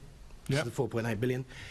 That's got to be done by April. If it isn't done by April, the government could ask for some of that back, but at the moment you're having conversations saying, please don't take it back. Yeah, because they recognise how... So, Mr Mayor, sorry, you wanted to come in on that point. You just said what I was going to say. Okay, no, I get that, just so we're clear. So then the challenge is going to be, because we want to keep this money in London, right? We want to keep this money for Londoners to get affordable housing up. It's a key priority to what we need to deliver in London. Second bucket over here, we've got to start worrying about that, right? And so we've got to fold in conversations to say, well, how can we retain that money, or how are we going to make sure we hit those targets, Mr Mayor? Firstly, thank you for your summary, which was what I was going to say. But just to reassure you that there's no adversary between the government, the government, us, the developers, councils. They understand the challenges. There isn't somebody trying to make quick buck out of this. What the government was quite keen to do, the officers that David alluded to, is be flexible in relation to, for example, if X pound isn't enough because of the 50% construction increases, that was the original deal in 2016, they were quite flexible to play X plus because they wanted these houses to be started, right? But also they recognise there's a perverse incentive if the second bucket is more generous than the first bucket. A developer, whether they are a registered social provider, a council, may delay a start until bucket 2. So your reasonable questions about, listen, what about bucket 2? There's a very good reason why we can't telegraph some stuff in bucket 2, because if you're a developer in bucket 1 and you're facing construction of 50% plus, why not wait? Yeah. The answer is because Londoners need housing now. That's why you can't wait. And so, there are good reasons why we can't go into details about bucket 2, but just to reassure you that the civil service under Michael Gove plus Michael Gove and us are working really closely together in this issue. We all understand the importance of this. We need those houses. So I think it would be useful, especially as we get closer to that April date, that if there are any concerns, that the relevant committee can hear about it, so that the London Assembly, the voice of London, as the chairman always says, can add its voice to that conversation. finally, from me on this section, is here we are again, David, with the Crystal Palace National Sports Centre. We had a conversation last year about this. I've been staying in touch with officers. Thank you for their work on this. I think the point we are at the moment is that they're out looking at contractors. There's quite considerable work that needs to be done on the sports centre, but you assured me last year that money was set aside to do that. Can you just give this committee an update on where we are at the moment? Yes, I'm happy to, Chair. So, I mean, the first thing that the committee will be aware of, I imagine, is before Christmas it was necessary to set up an exclusion zone around parts of the athletics track because we have, as you would rightly expect, an ongoing programme across all our assets of checking safety and so forth, and that revealed safety concerns regarding the floodlights at the athletics stadium, and so we had to set an exclusion zone around those and arrange for their dismantlement. And that just reminds us of how the National Sports Centre is an asset that's really reaching an end of life, and why this is a significant and complicated problem. So where we are is we have hired 2 sets of contractors. One who will be leading on taking forward the design work. So we have in previous years taken design to, if I remember correctly, the River Stage 2, and they're now taking that on forwards into more detail. And we also have contractors hired to look at the cost side of things and really, challenge costs and ensure that all costs as the process move forward are accurate. So that's in place, and that is work that is going on. We also have appointed a new project director who is just starting about now, who comes from leading the government's work on the infrastructure for the Commonwealth Games, which is clearly very relevant experience. And indeed, congratulations to him for receiving an honour in the New Year's Honours list for that work. And so he is, there is a plan, a draft plan there for the construction and forward plan, and so we need to give him a few weeks to get his head around that, bring his experience to bear on it, ensure he's comfortable with it, because then he's going to be, his job is to deliver it. And so as we get that level of comfort over the next couple of months, then we'll be engaging with stakeholders. I know as the local assembly member chair, you're on the stakeholder group alongside various of the sports bodies who use the centre, to take them through that schedule. And obviously there's maybe some tension, as always in these things, between doing the physical works quickly versus maximising how much the centre can be open. And I'm sure in that stakeholder group we'll want to talk through some of that and get people's input to try and work out what is the optimum way to do it. Yeah, and as I say, I'm not digging you out. I know, and I've congratulated officers on the work they've done. I guess the question that users of the centre would like me to ask, although I kind of know the answer, is how are we for time frames? When can people expect significant markers to be hit? So that's absolutely the point about this plan, which, as you say, is the people working on it have a draft, but now the project director's come into post and he needs to review and get comfortable, and then socialise it, I guess, with people like myself, David, and also stakeholders as well before we lock it down. I mean, Chairman, just to say, there was that choice between going ahead and beginning the timelines before a director begins who's directing the project, or waiting for him to begin and letting him own it, which is what we've chosen to do. Yeah. But I share your frustrations, and what I'm really happy to do, Chair, is arrange for the project director to meet with you once he's in post, to give you some confidence. We think we've got the right person to take us through this, and hopefully that will give you the reassurance you need. And just so you're aware, I was given 3 options a number of years ago. One was to mothball this altogether, to a patch and mend. We've gone for the third option, which is a complete renovation, because this is a national asset, but I know how important it is to your community as well. Yeah, and there's communities right across London using that diving pool. I won't get too parochial at this meeting, but we're grateful for the support. I am on the project board, and I'll value that meeting as well. Caroline Russell first, then Caroline Pigeon. Yes, thank you, Chair. I just going back to the beginning of this section and the 116,000 affordable housing starts, is there a chance to use any remaining unallocated money to buy homes instead of building them like you did with Right to Buy Back? So, for instance, to provide homes for key workers? So, I mean, right to buy back is something that both officers and the Deputy Mayor have been talking to local authorities about through the course of the year, and so, you know, it's still something that we've looked at as a live option.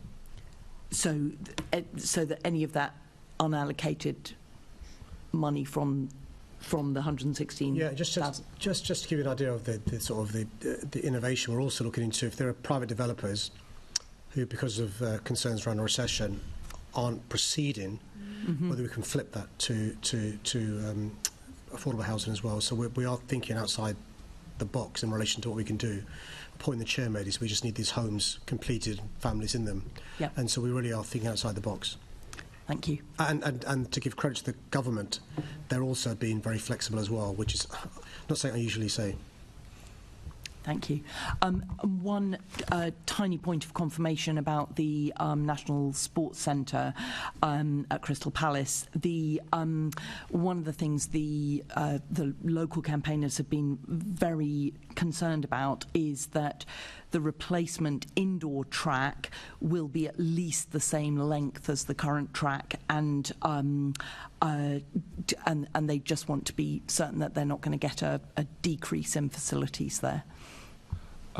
I can't, off the top of my head, remember either how long the current indoor track is or what plans are. But that's the point of having the stakeholder group to absolutely engage on these plans, because what we recognise is that the centre was built in the I think in late 50s, early 60s, and clearly while its use has evolved somewhat over that time, people's sporting preferences have evolved over that time as well, and we want to ensure that we renovate the centre, both altruistically and for the health and sporting benefits, but also financially in terms of people using it and help to cover the running costs for us. It's offering the things people need, so there's absolutely an incentive to try and get that alignment there, and like we say, that's why all the stakeholder engagement is so important on this one. Okay, thank you. Caroline Pigeon. Yeah, so this section really we've been looking at your the GLA core budget. We're going to get into the functional bodies, and obviously having sat through all of our meetings again this year, the authority's got 9 recovery missions shared with local authorities across London. They're not fitted into 9 individual parts of the structure, they're all cross-cutting. You've got 8 recovery foundations which are not structurally linked either to the organisation or to the missions. You've got some bullet points in your budget which give headline ambitions for delivering a mixture of missions and foundations in the year ahead. There are no figures in those bullets. They're separately on a different page. It's incredibly confusing. Core functions, we've got the functional bodies delivering obviously a lot of your budget. How is this supposed to be transparent? You want to be the most transparent mayor ever, and yet actually it's very difficult. If somebody said to me, how much is the mayor spending on environmental measures? It's very difficult for me to be able to pull out and say, this is the sort of money that's going into that. Do you think you might look to revise how you structure your budget, maybe not for this year, for next year, just to make it that bit more transparent, so it's easier to define to the ordinary person out there how much you're spending on some of these important areas of work? Well, the dashboards is a new innovation which didn't exist before. I think you've been in the Assembly long enough to remember a time before there were dashboards. All the quarterly performance reports that we now provide that weren't there before as well. But we're more than happy to provide whatever information the Assembly thinks is useful. But officers from City Hall are before assemblies more than ever before. The dashboards we have are an innovation. They weren't there before. The quarterly reports have more detail than ever before. And I'm proud that we work closely with the London family of councils and others to have these 9 recovery missions agreed during the pandemic that we are allocating money towards. And I appreciate it's an inconvenience that it's outside the normal directorates, but the choice is to spend money in the missions and the foundations or not. And we've set out in the expenditure plan where the money's been spent in relation to the missions and the foundations. And there are opportunities during the course of the year, including at this stage, to scrutinise these numbers. And we've also set up, by the way, KPIs across the piece. The dashboards give you, real-time run score in relation to how we're doing. I mean, I think if I was to add a bit, so yeah, as the Mayor said earlier, GLA Mayor budget, is now an 86-page document. You said where it was about a 20-page, the last one under the previous Mayor. So we're really trying to be transparent and put more information out there. I think, you can take a presentation if you want, and we provide it. That's very much by organisational structure. But then, people could, and I think they would be right to say, well, that's a very siloed way of working. Teams should be working together, and London doesn't neatly break down into the GLA organisation chart. And so, absolutely, to deliver in flat reality, we need cross-cutting work, and so the budget tries to set that out, and we try to give that transparency, for instance, by showing how the adult education budget can be spread, the benefit it's gained across the different areas. So we do try to do this, officers, I think the Mayor said this in writing to the committee, we're really open to alternate suggestions about how it would be presented. One of the good news is that through the Finance Improvement Programme, it is now easier to provide alternative representations of the GLA Mayor budget than it was before. Before, it was very much, this is the version the finance system says, and everything else finance colleagues had to work out in spreadsheets. Now we've got more flexibility. So if the committee wants to go, wants to make some suggestions about, we think this will be a good way to present it, and look at that in the next few months, and we're absolutely happy to look at that for 24-25. What I do think we do probably need to do is just be mindful about that what I'm seeing happening in our efforts to be transparent is that our budget documentation is growing and growing. The consultation budget chair we're here to talk about today, we used to have a rule under 100 pages. I think it's now about 150 as we've added climate budgeting and tried to be transparent and give more detail about things like how money flows within the GLA group. And so we need it really creates increasing pressures on actually producing all this, and probably for the reader to digest it. And so we really need to think about what is it we actually need. Are there some clear presentations that mean then we don't actually need some of that detail? Okay, well, we'll look at that maybe, Chair, to put forward some suggestions. I just think as a lay person reading it's incredibly complex, and it doesn't feel as simple as it perhaps could be. But thank you. Thank you. Assemblymember Hall. Yes, I just want to very quickly say I could not agree with Assemblymember Pigeon-Moore. I'm afraid, gentlemen, transparency is not what I would call any of this. We've had nothing but issues with transparency over the last 3 years. I'll leave it at that because there's so many more questions. But transparent, this is not. Thank you. Thank you very much. I'm very mindful of time, and I'm keen that we have a comfort break at some point as well, but that's no pressure on Assemblymember Rogers, who's coming in to talk about Transport for London. Thank you, Chair. Mr Mayor, what level of savings does TfL need to deliver in 23-24 to balance its budget, and what are you doing to ensure that TfL is able to deliver this level of savings? Over the 2 years, it's circa £600 million. I think I'll let David find the exact figure for this year and for next year. The reason why I'm optimistic we can get there is albeit it's a huge sum of money, we've shown since 2016 that we can make savings. I think we've saved north of £1.1 billion we do have now some revenue support up until the end of next year, which gives us some comfort, and we also have some capital support. But the amount of money for 23-24, which we'll just find you in a moment, we have the figure for, and you heard from the Commissioner yesterday and his team that they're hopeful to be able to find those savings. To ensure there is a balanced budget, you'll be aware, Senator Rogers, we have given them the loan facility, and it's also worth reminding you and colleagues that additionally TfL is required and does so, has cash reserves of £1.2 billion, about 2 months worth of expenditure. And the efficiencies that TfL are going to find, they've also set out in the submission they made how they're going to do it, but the figure for next year is... So across the 3 years of the plan, it's 600 million pounds of recurring savings. So I think those drop down, roughly a third, but we'd have to write with the precise figure. I don't have it in front of me.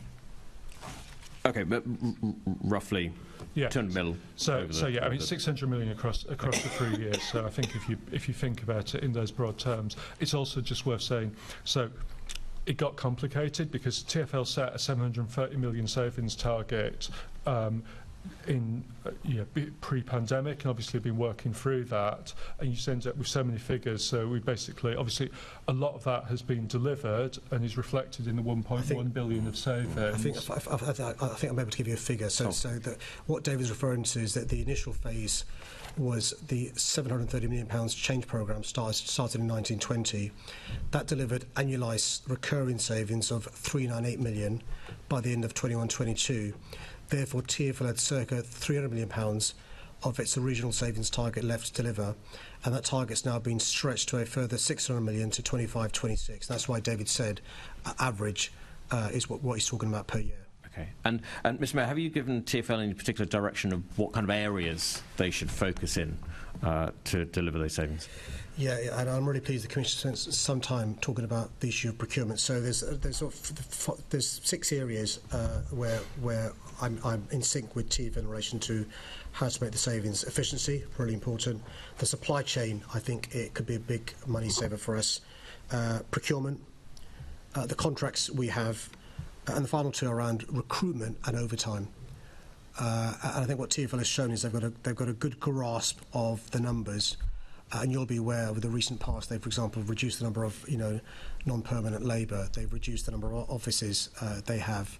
But also the point I think that the Commissioner's making is actually a lot of this procurement can be done cheaper if it's done in advance. And so the whole scale of the renewals and enhancements have been looked at as well.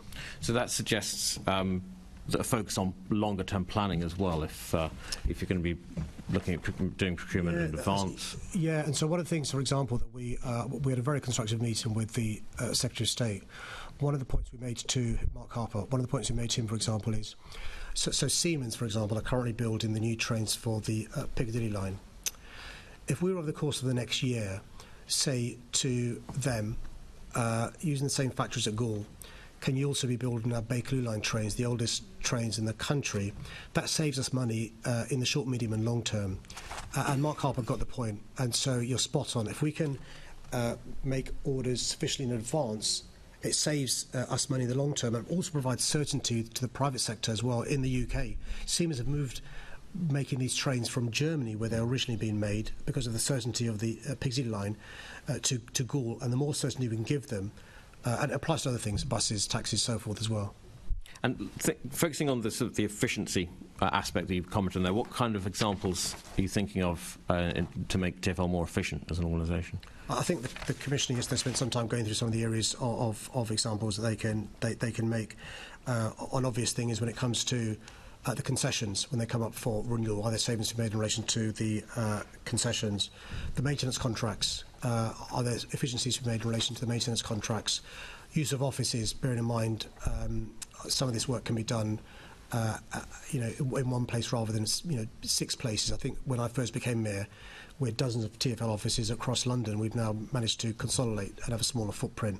And let's be frank, the post-COVID work pattern, but also the technology advances means a lot of this work can be done from home. So that's another example of some of the savings.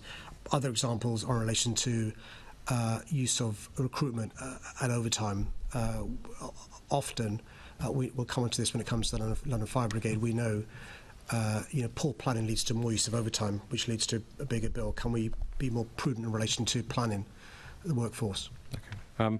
And you say you're hopeful that you'll meet this level of savings. You talk about the loan facility and the reserves, but is there anything else you would do if the required level of savings was not met? Yeah, there's a number of ways to balance a budget. One is to make savings. We've got to make savings. One is to increase revenues. We've got to increase revenues. And so the obvious areas to increase revenues are advertising, really important to look at. Bear in mind, we hope to have a recovery this year, full recovery this year. Property, another area to increase revenues.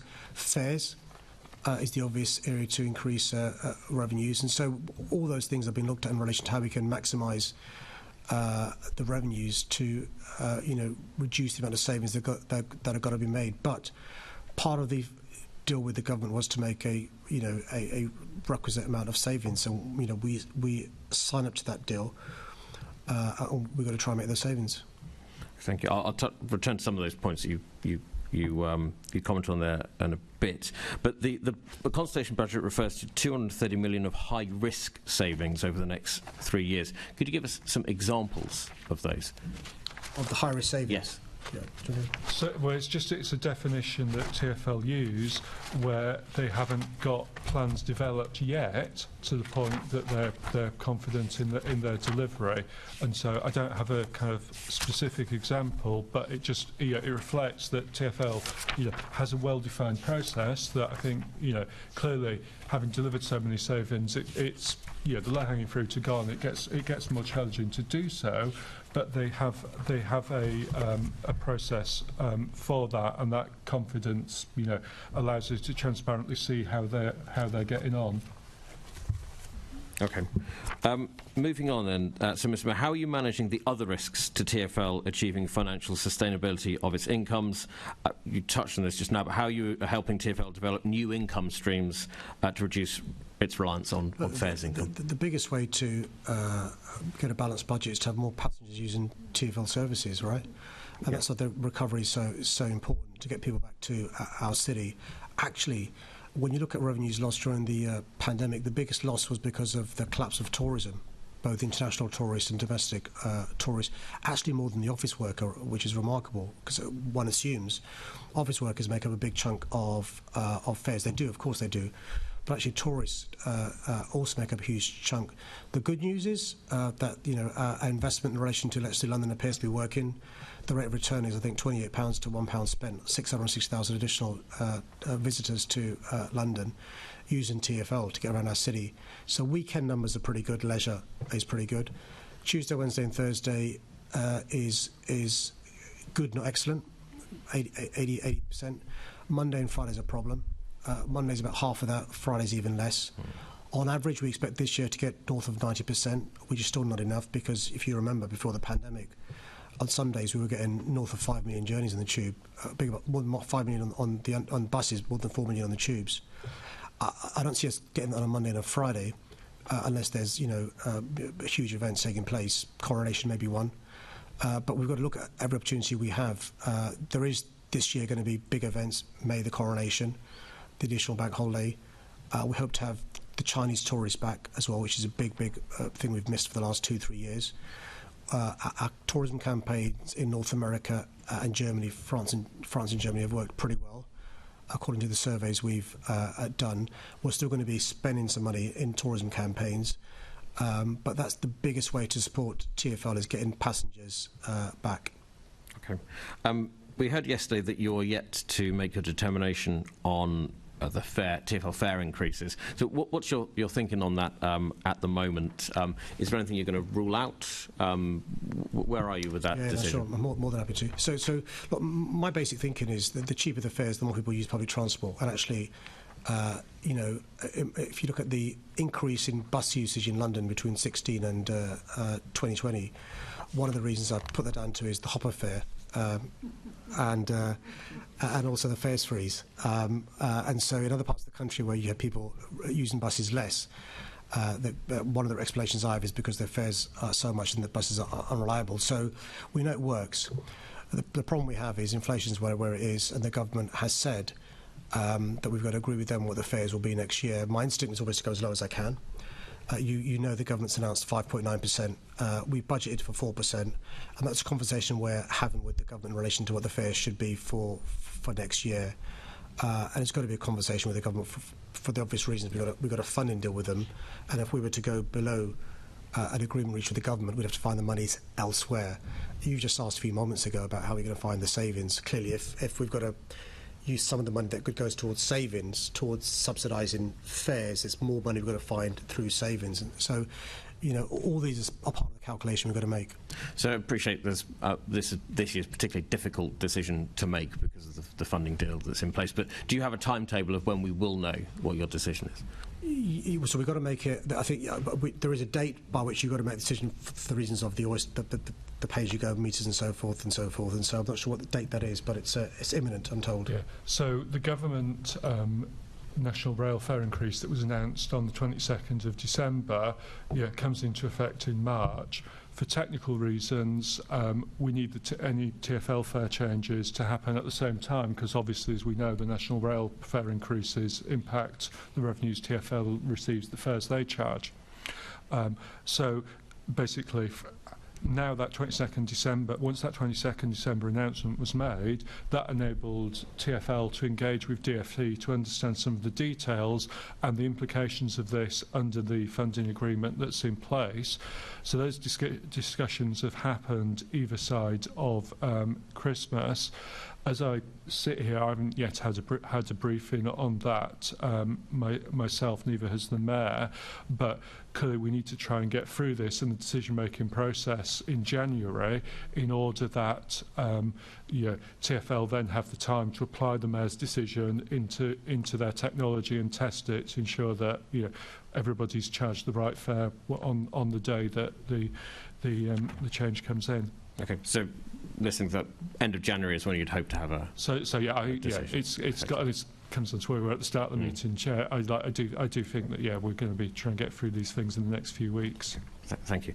Moving on to ULEZ, how did you arrive at the £110 million figure for the scrappage scheme? I mean, there's no science involved. It's basically how much could I reasonably afford and how much do we reasonably think is needed in relation to supporting people to make the transition from a polluting vehicle to either a vehicle that's not polluting or to give up their vehicle all together. And so we know that the previous scrappage scheme we expended £61 million. We know that we said to the government over 3 years we think we need about £180 million. So that's £60 million circa a year. But we also know that we want to bring in the ULEZ by the end of August. And so it's a question of how much can we afford to do, how much do we think is needed, and that's where we landed at the £110 million. Okay. And in terms of the full cost of the expansion, we heard yesterday that that's, I think, 160 million, but that number does seem to have changed a little bit. So is that a final number you've got now?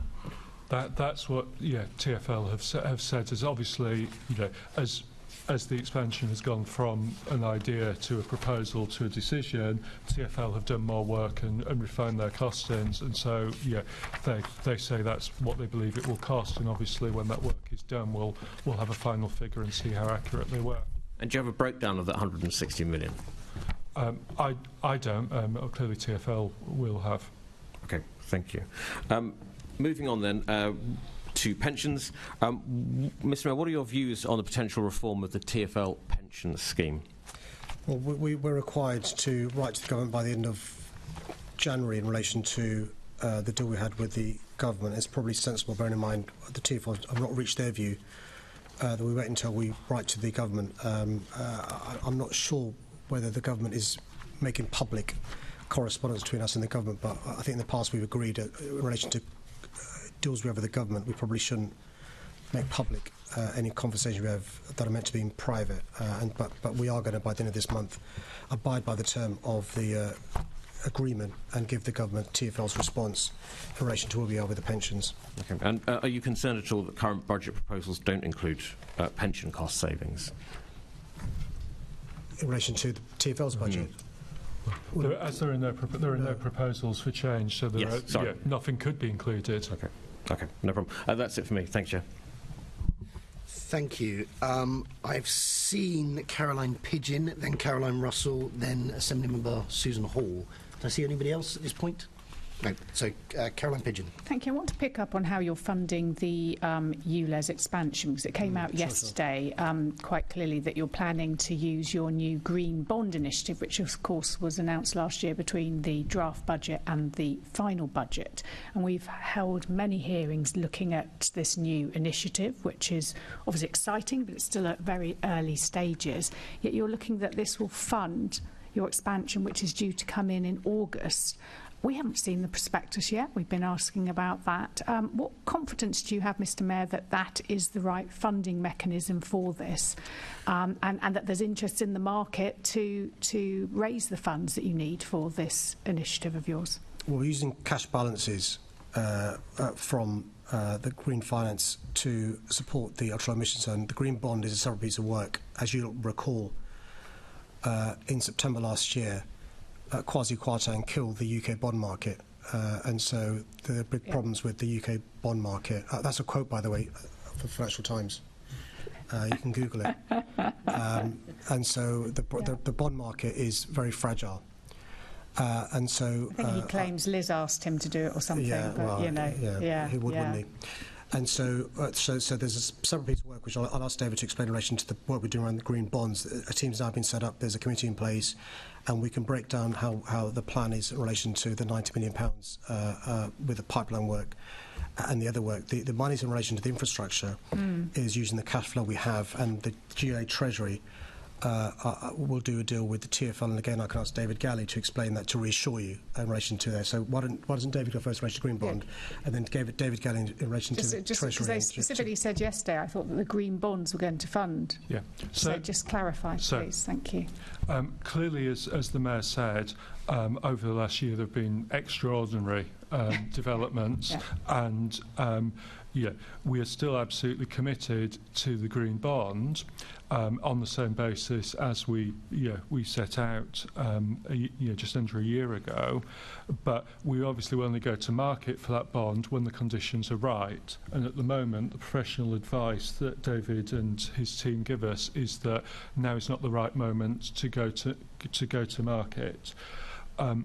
So what we are doing is, for the time being, we will, because obviously we have a climate emergency, we need to get on and reduce emissions, improve air quality, all these things that a green bond was designed to cover. We need to get on, and we will use the GLA's cash balances to fund that until such time as the bond market stabilises, and the advice is that now is the right time to go. So what that has meant is that situation has emerged, and to be fair, there were some adverse developments in the bond market even before the famed mini budget. We've had probably a little more of a focus at an officer level in terms of the climate budget, which I imagine, Chair, we will come on and talk about later. And we probably had more push on getting a comprehensive understanding about where we are across the estate, in the group in terms of our emissions, and a little less in terms of developing the prospectus, because we know that we can't issue the prospectus until the time, and we don't want to write something and rip it up. So a lot of the foundational work has been done, and we've agreed there are a number of different types of criteria that you can use to define your green bond, and so we've agreed which one of those external criteria we are going to use, and we will ensure that anything that is going to become in the green bond when we go to market complies with those criteria. To come to the specific then about the ULEZ expansion, clearly what this is about is an investment in infrastructure which then TfL will pay back through the receipts, through the income from the scheme, and they will ensure that they've paid back the cost of that infrastructure through the life of the scheme. Yeah, and so this proposal complies with the criteria that we're using for the green bond. And obviously what we're trying to do with the green bond is not just make it a one-off thing, but as we get the money back, it's not we get the money back, we try and recycle it. Now, how easy that will be, given that we know some revenue support will be needed to make some schemes viable, time will tell. But equally, at the same time, we know, don't we, that environmental improvement measures are getting cheaper over time as there's more demand for the technology and the technology moves on. So that's why it's both why it's been funded through the green bond when we go there, but in interim cash balances, but also why it's an appropriate thing to do, and the repayments from TfL can then go out into other things as we make the green bond essentially a circular process. Okay, I'm going to come to David Gallie, but look, so we were told very clearly yesterday that the ULEZ expansion infrastructure will be funded from the green bond. You're rightly telling me the markets are not right, you're a professional advice, I completely accept that. So you're saying at some point you will go to the markets with this, but before that, GLA cash balances are going to fund this to deliver it by August, and at the right moment you will go out and then get that cash through your green bond. Yes, but the reason, we try and talk about it internally as green bond for a couple of reasons, even though it's going to be a little while until we get there, given the market conditions, and that's because we want to have the discipline about ensuring we're complying with all the green bond criteria, so that when David and his team say, right, the moment is now good to go to the market, we don't go, oh, actually some of that stuff we've done doesn't comply with the conditions, and so we're just keeping that discipline. So internally it gets talked about as the green bond. But it isn't actually the green bonds that will fund it initially. Not initially. No. David, do you want to add anything to that?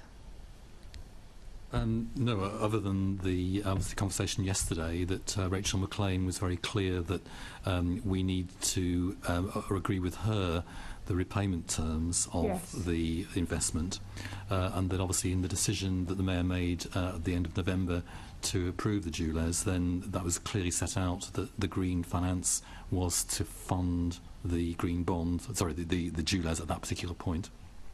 Okay, I think we need to understand, and maybe we can look at that, about how that's set out, because that feels, I understand what you're saying, but it feels slightly muddled compared to what I thought was very clear yesterday. So you aren't going out to the markets and so on at this point, which is what I had thought yesterday. So, okay, thank you, that's helpful. Just quickly picking up on that, David G. So, I mean, 22 was a bad year for the bond markets. If you look at sort of spotlight inflation driven by energy prices, supply chain issues, etc.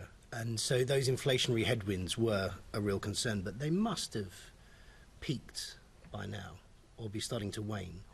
So you would be considering a change in the bond market early next year?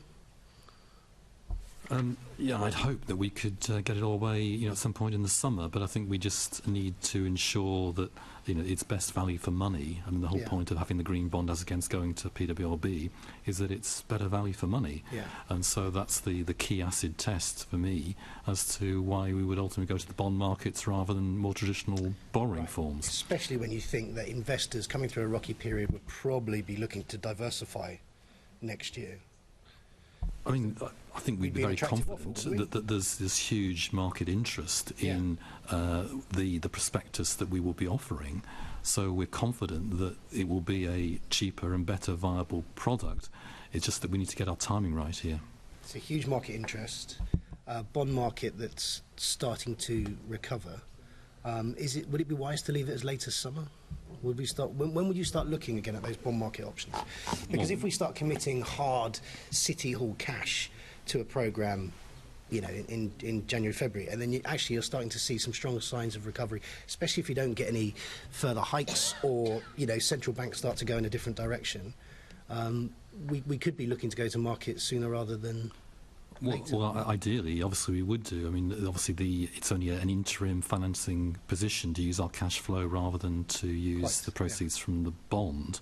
Obviously, I'd like to go as early as we can, but I think it would be more realistic to think about the summer. But obviously, we'll look at it, you know, on a very regular basis with Luke Webster, the Chief Investment Officer. I think that's really urging, being very, very cautious. But that's for another meeting. Caroline Russell.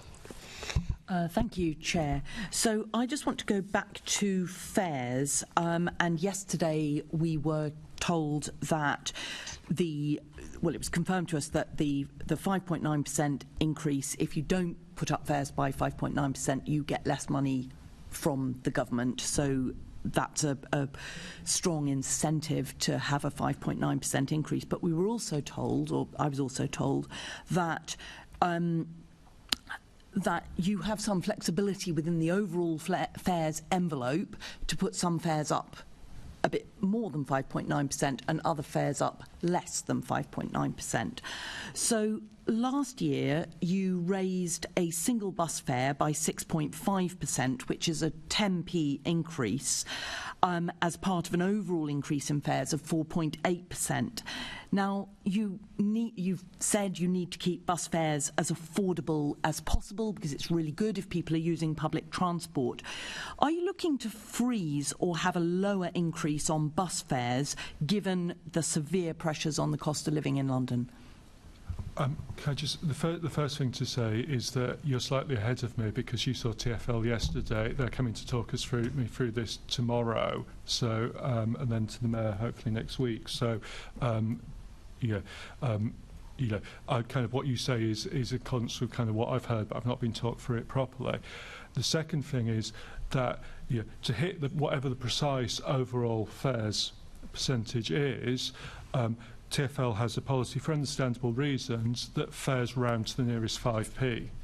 Yeah, and so when TfL comes forward with its advice and its proposals, like it is inevitable that were it hypothetically 5.9%, some fares will have to go up by more than 5.9%, and some will go up by less to get at that overall average.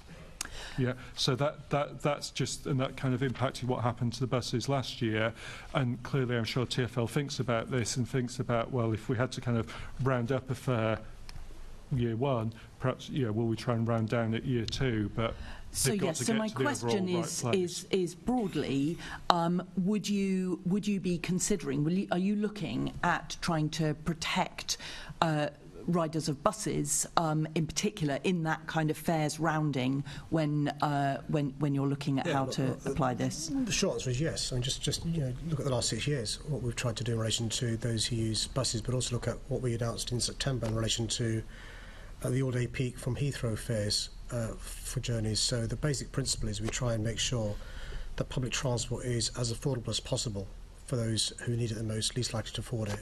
And that's also one of the reasons why we've announced an increase in kilometres in outer London, north of 1 million, and so forth. My instinct is always to try and keep bus fares as low as possibly can. If there's a choice to try and, in round terms, to get to 5.9, if that's the figure we're talking about, try and minimise the increase bus users have to endure. Okay, and so the decision that you make on that'll come to us in the draft consolidated budget. So it's not a decision for the budget process unless it results in different fares compared to what is assumed in the budget, and therefore then the income line in the budget would need to change. And so there's a question. If the Mayor takes the decision in enough time before the 18th of January, then we would reflect it in the draft budget. If not, and there's any difference, it would come in the final draft budget. Okay, but overall, if the envelope is that 5.9% that the government has determined, then it doesn't actually make a difference. So how you divide it. That's it. Absolutely, it's about if what the budget shows ultimately is the overall level of income from fares, and so TfL has to firstly talk with the government, as clearly they have given the funding agreement, and secondly then they have to start thinking about specific fares.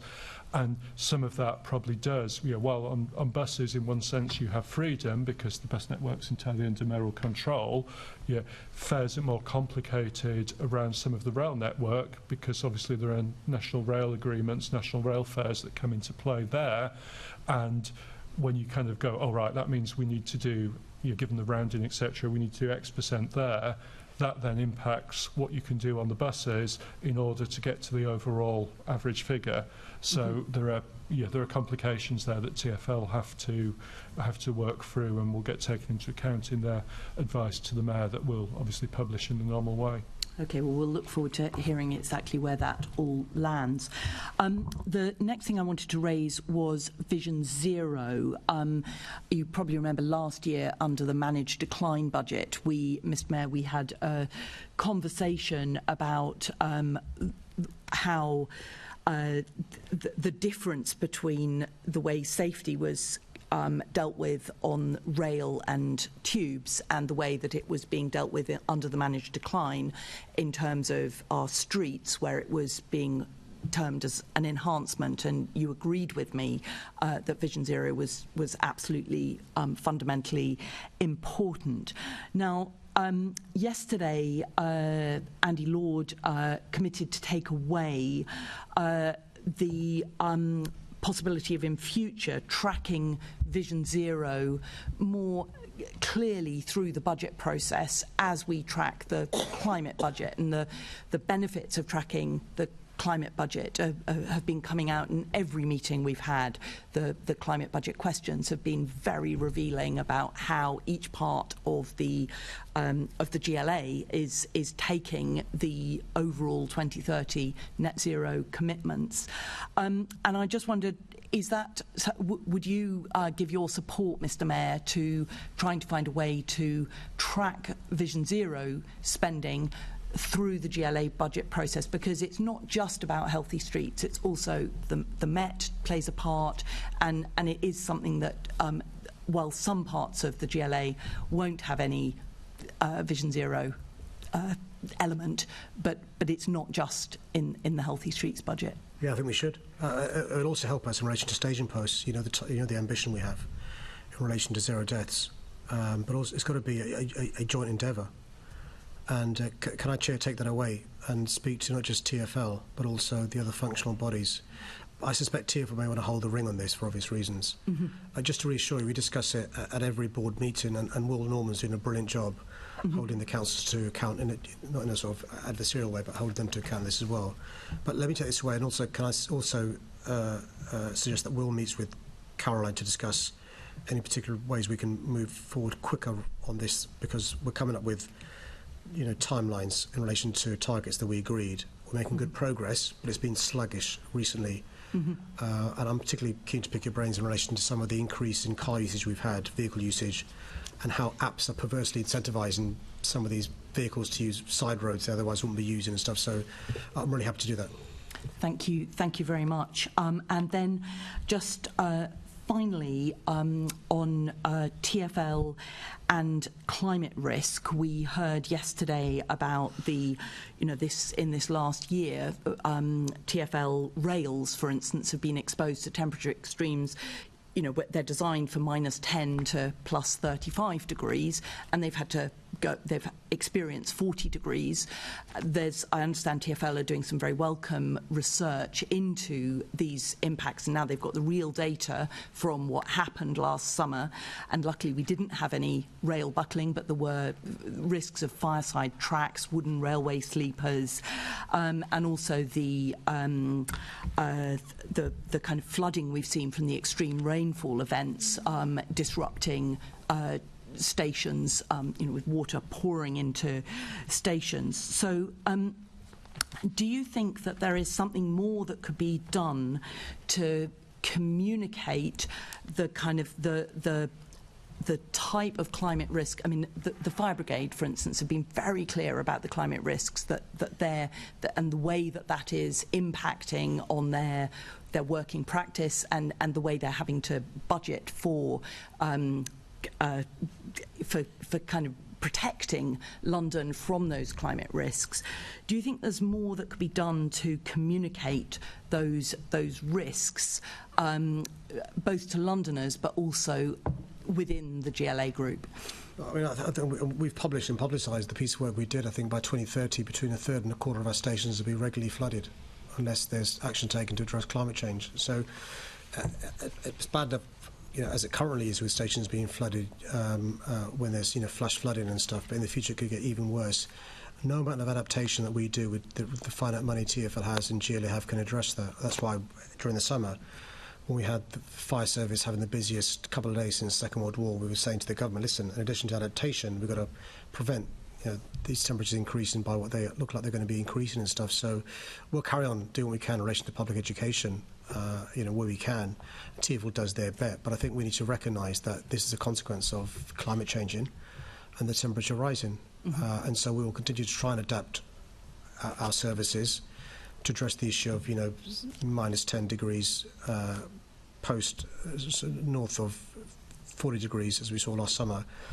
But we've got to recognise that costs a huge sum of money to adapt infrastructures, huge sum of money, which we simply can't afford. It's not in the budget. And that's another reason why, people need to recognise that tackling climate change, is crucial. Thank you. I'm very mindful that we've got a section on the climate budget later on the agenda as well. So perhaps we can save a bit of time there. But those measurements of ESG principles are fascinating because they need to be put into the way that not just here but other organisations are budgeting. But how you monitor that is, I think, an ongoing conversation. Assembly Member Hall. OK, I'll be as quick as I can, Jim. Mr Mayor, I'm going back to the pensions issue. Do you think TfL's pensions should be reformed, yes or no? Yes, they should go from private sector to public sector. And do you believe that all elements of the TfL rewards package are justified in the current climate, including benefits like nominee passes, which allow family members and housemates of employees to travel for free? Well, nominee passes are a contractual entitlement, so if you take them away, you've got to replace them with something else. No mayor sought to do so because the cost of replacing that particular term of their contract will probably be more than what the nominee pass currently costs. Well, we've never been given a proper cost of how much it is, but I would imagine it's far more than people would imagine it to be. The committee heard yesterday the hit for revenue losses caused by industrial action on TfL services is carried by the government and ultimately, therefore, taxpayers. Given that, what will you be doing this year to reduce the amount of strike action on the TfL network from what we saw last year? Well, look, we know that before the pandemic, we'd managed to reduce the days lost through strikes by more than 74% by talking and working with our heroic workers on public transport represented by the trade unions. The only reason we've had the strikes in the recent past is because of conditions attached by the government to the funding deal, and those conditions ostensibly revolve around pensions. I'm hoping that with a new Secretary of State who's got a cooler, calmer head than the previous one, will avoid a ratcheting up of industrial action and can avoid that. None of the workers want industrial action, none of the businesses want it, no Londoner wants it, so I'm hoping that we can avoid escalating and can instead see a resolution of these issues that currently trade unions, the RMT, are very nervous about. What are you doing, though? What are you doing to calm things down or to try and stop strikes? Well, I speak regularly to not just trade unions but to members of the government about the importance of getting around the table to resolve these. TfL works incredibly hard to resolve differences with trade unions amicably. We've managed to, working with the trade unions, reduce our deficit by more than £1.1 billion. Working with the trade unions, make a huge amount of efficiency savings. Working with the trade unions, reduce the amount of office space, reduce the amount of overtime, and so we can, change TfL working with the trade unions. What doesn't help is when there are conditions attached to an agreement that the trade unions think are unfair. The point I make to the trade unions is no proposals have been put on the table. That's why I encourage the trade unions to sit around the table with TF representatives to try and resolve these things amicably, rather than further days lost through industrial action. Well, it's not going well. I mean, you said strikes are ultimately a sign of failure. Every day there's a strike, it causes huge misery and inconvenience to Londoners. As Mayor, what I'd do is roll up my sleeves and make sure that I'm talking to everyone who runs public transport to make sure there are 0 days of strikes. Well, obviously that's not going well, is it? So what is your message now to unions looking to arrange more strikes over the next year ahead? Would you like to take this opportunity now to say that enough is enough and they cannot keep going on disrupting Londoners' lives? We saw for the first time in the history of TfL our budget's going down, deficit going down between 2016 and before the pandemic by working with trade unions, rolling up my sleeves and working with the trade unions who even you called heroes during the pandemic by keeping our city going, allowing our key workers, even you, who's anti-trade unionist, allowing our workers, the nurses, key workers to get from home to the hospitals, porters to get to work, the bus drivers to get to the bus garages. They were heroic. They were heroic then and they're heroic now. What I'd encourage the trade unions to do is to sit down with TfL and resolve these issues amicably, because ultimately strikes are a sign of failure. That's one of the reasons. But they are. They are. And you referred to it earlier, how it's disrupting businesses in London. Coming in on the tube this morning, the amount of people not on the tube because they couldn't clearly get to the tube because of various strikes, which are affecting Londoners. Why don't you take this opportunity to tell them to stop striking, get back to work and get London moving to help Londoners? All the strikes that are taking place now, whether they are RMT strikes in TfL, whether they're nurses, whether they're ambulance workers, whether they're teachers balloting, whether they're transport workers around the country, whether they're junior doctors balloting, all roads lead to the government. And that's why it's incredibly important. Yeah, and if something goes well, Mr Mayor, and then, of course, all roads lead to you. It's a pointless going on, Chairman. I'll leave it there. Thank you. Colleagues, we're going to stop for a break in a second, but two quick things before we do. One is, on our return, we have got a real agenda issue with quart into a pint pot. So I would ask colleagues to focus their questions, and if guests could focus their answers as well, that would be appreciated. I think the amount of stuff we've still got to go through, and actually what we've brought out through these conversations that are yet to be determined around council tax, fares, etc. Again, just to reiterate what I said at the beginning of the meeting, the way that the calendar is set out now, this committee would not have a chance to talk to you about this until the final budget is in place. So I would ask you again during this break to think about if you will meet the request that the committee set out in the letter. We've dropped the request for the 24th of January. We're not asking you to do that anymore. That's fine. We take on board your points. But if you could agree to meet us on the 21st of February so we can discuss these decisions that are due to take place before we get to the final budget meeting, that would be appreciated. We're going to stop for a break now. We're going to start on the dot of 12:10, but if committee colleagues could come and see me very quickly first, that would be appreciated. Thank you.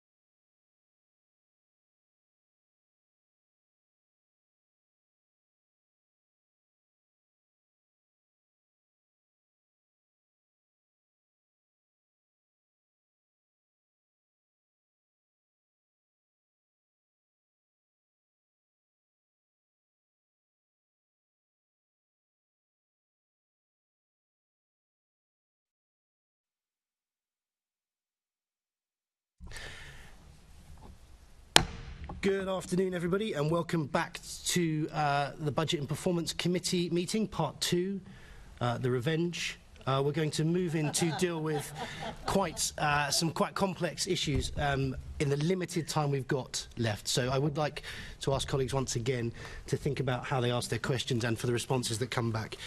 Just before the break, Mr. Mayor and David Bellamy asked if you'd had a chance to reconsider the committee's request for you to attend a Budget and Performance Committee meeting on the 21st of February, as we set out in the letter.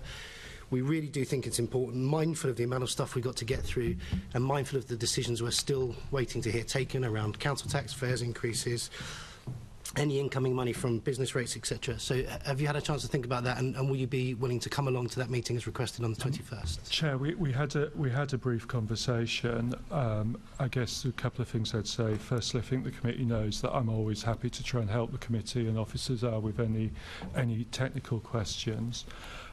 Secondly, I would say I do genuinely think, extraordinary events can happen, but I do genuinely think there's a little danger of fighting the last war about this, and that, I don't expect the final draft budget to be anything like as significantly different as it has been in previous years. I've just put that on the record, so we'll see whether I'm right or not.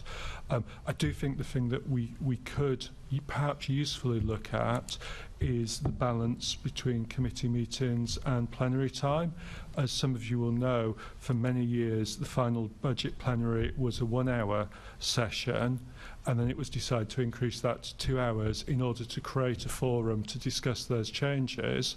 If the view of the Assembly is actually we haven't got the balance quite right there, and it would be better to find more Assembly time, so more committee time, so that this committee can discuss those changes and report to the plenary, and then the plenary can have a more shorter, more focused discussion, then that absolutely could be a way forward, and really happy to talk about that. But like the details that were set out in the Mayor's original reply are genuine practical difficulties for officers, and they are genuine difficulties.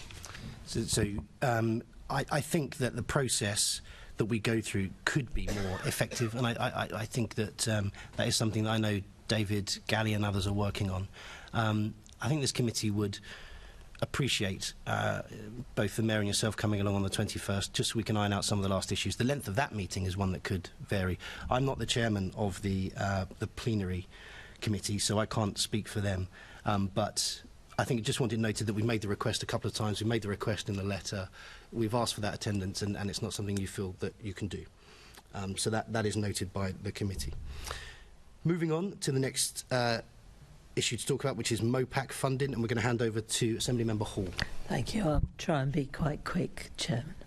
Mr. Mayor, what is the impact on your budget of the provisional policing settlement published last month, and do you consider it best practice for MOPAC's draft 2023-24 budget submission to include an unfunded increase in officers in 2024-25?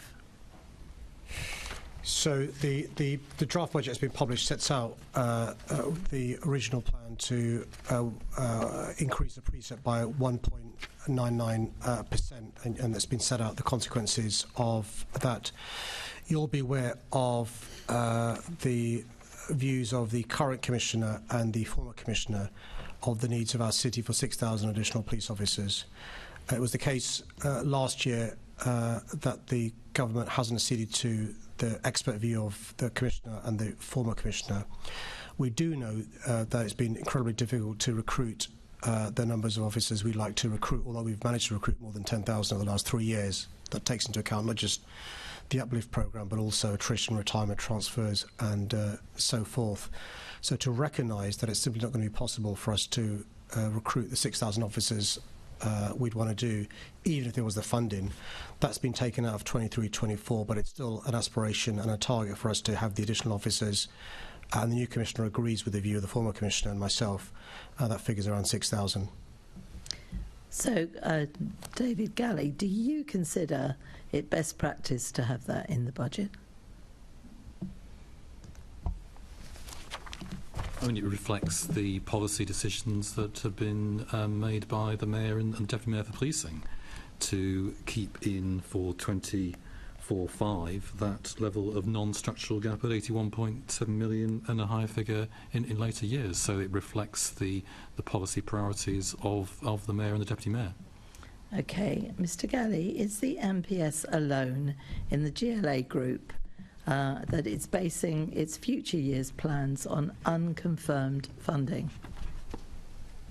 I mean, the GLA Mayor itself, of course, has got projected gaps between its spend and income in 24-25 and 25-26.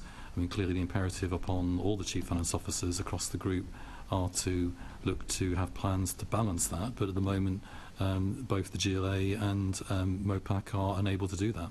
Every GLA organisation's budget is based on income from the government in 24-25, and the government hasn't confirmed what that income will be. So every organisation's in that place.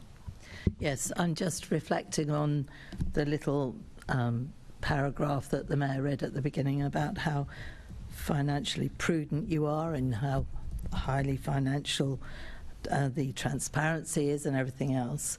And your big thing, David Gallie, is a prudent approach to budgeting.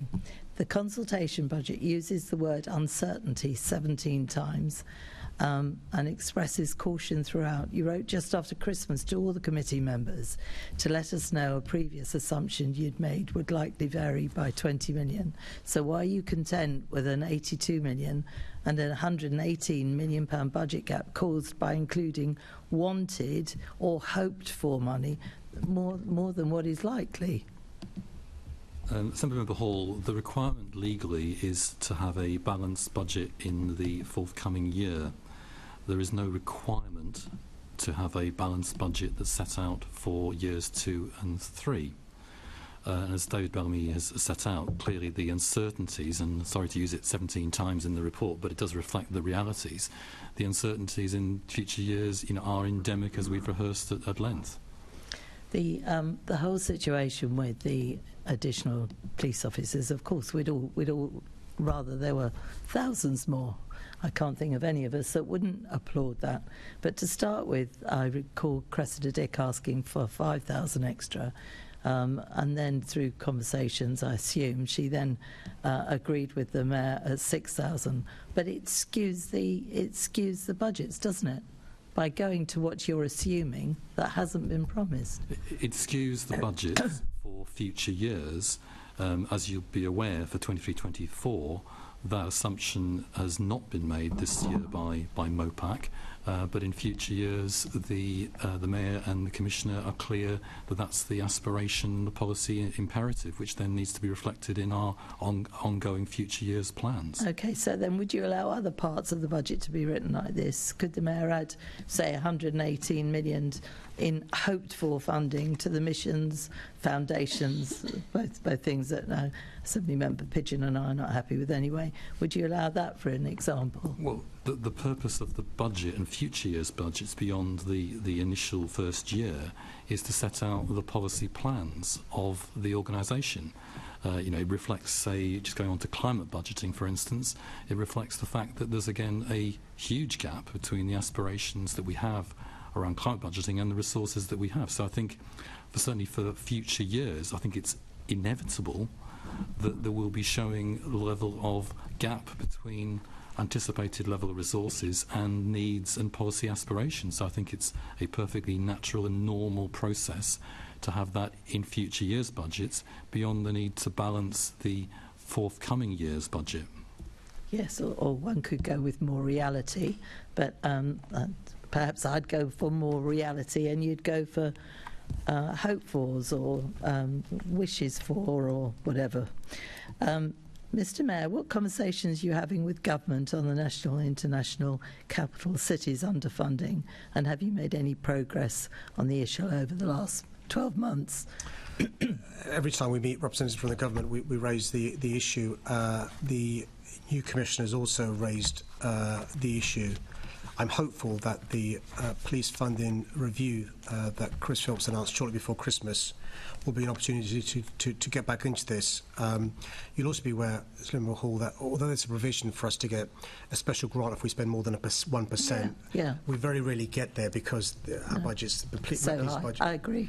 And so we've got coronation this year. I'm not sure if we'll get special funding ring-fence for the coronation, but you and I have discussed in the past, the impact of protests in London, the impact that has. I'm with you on this, believe it or not. Write it down, Mr. Mayor. I absolutely agree with you on this. I think, to be fair, you always have. And in the past, police ministers have privately accepted the point, and there's a small p politics involved in this, and we're hoping that the police funding review provides an opportunity to try and explain to colleagues around the country there's a reason why we need this additional money. It's not because London's getting special favours, but as a capital city there are additional pressures. Completely agree.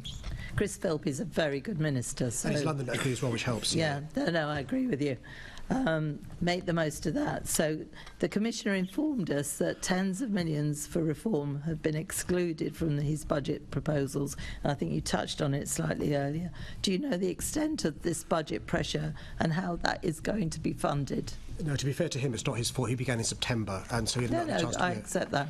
And so he's still working on this with his interim deputy, and they'll come back to us in relation to the figures. They said we have put some money aside already in relation to professional director standards, in relation to vetting and so forth. I suspect his ask will be bigger than what we've put in already so far, but he's still ironing out the details. And of course, he's not expecting that contribution to come from City Hall and the police precept. He's hoping that the government recognises the importance of it as well.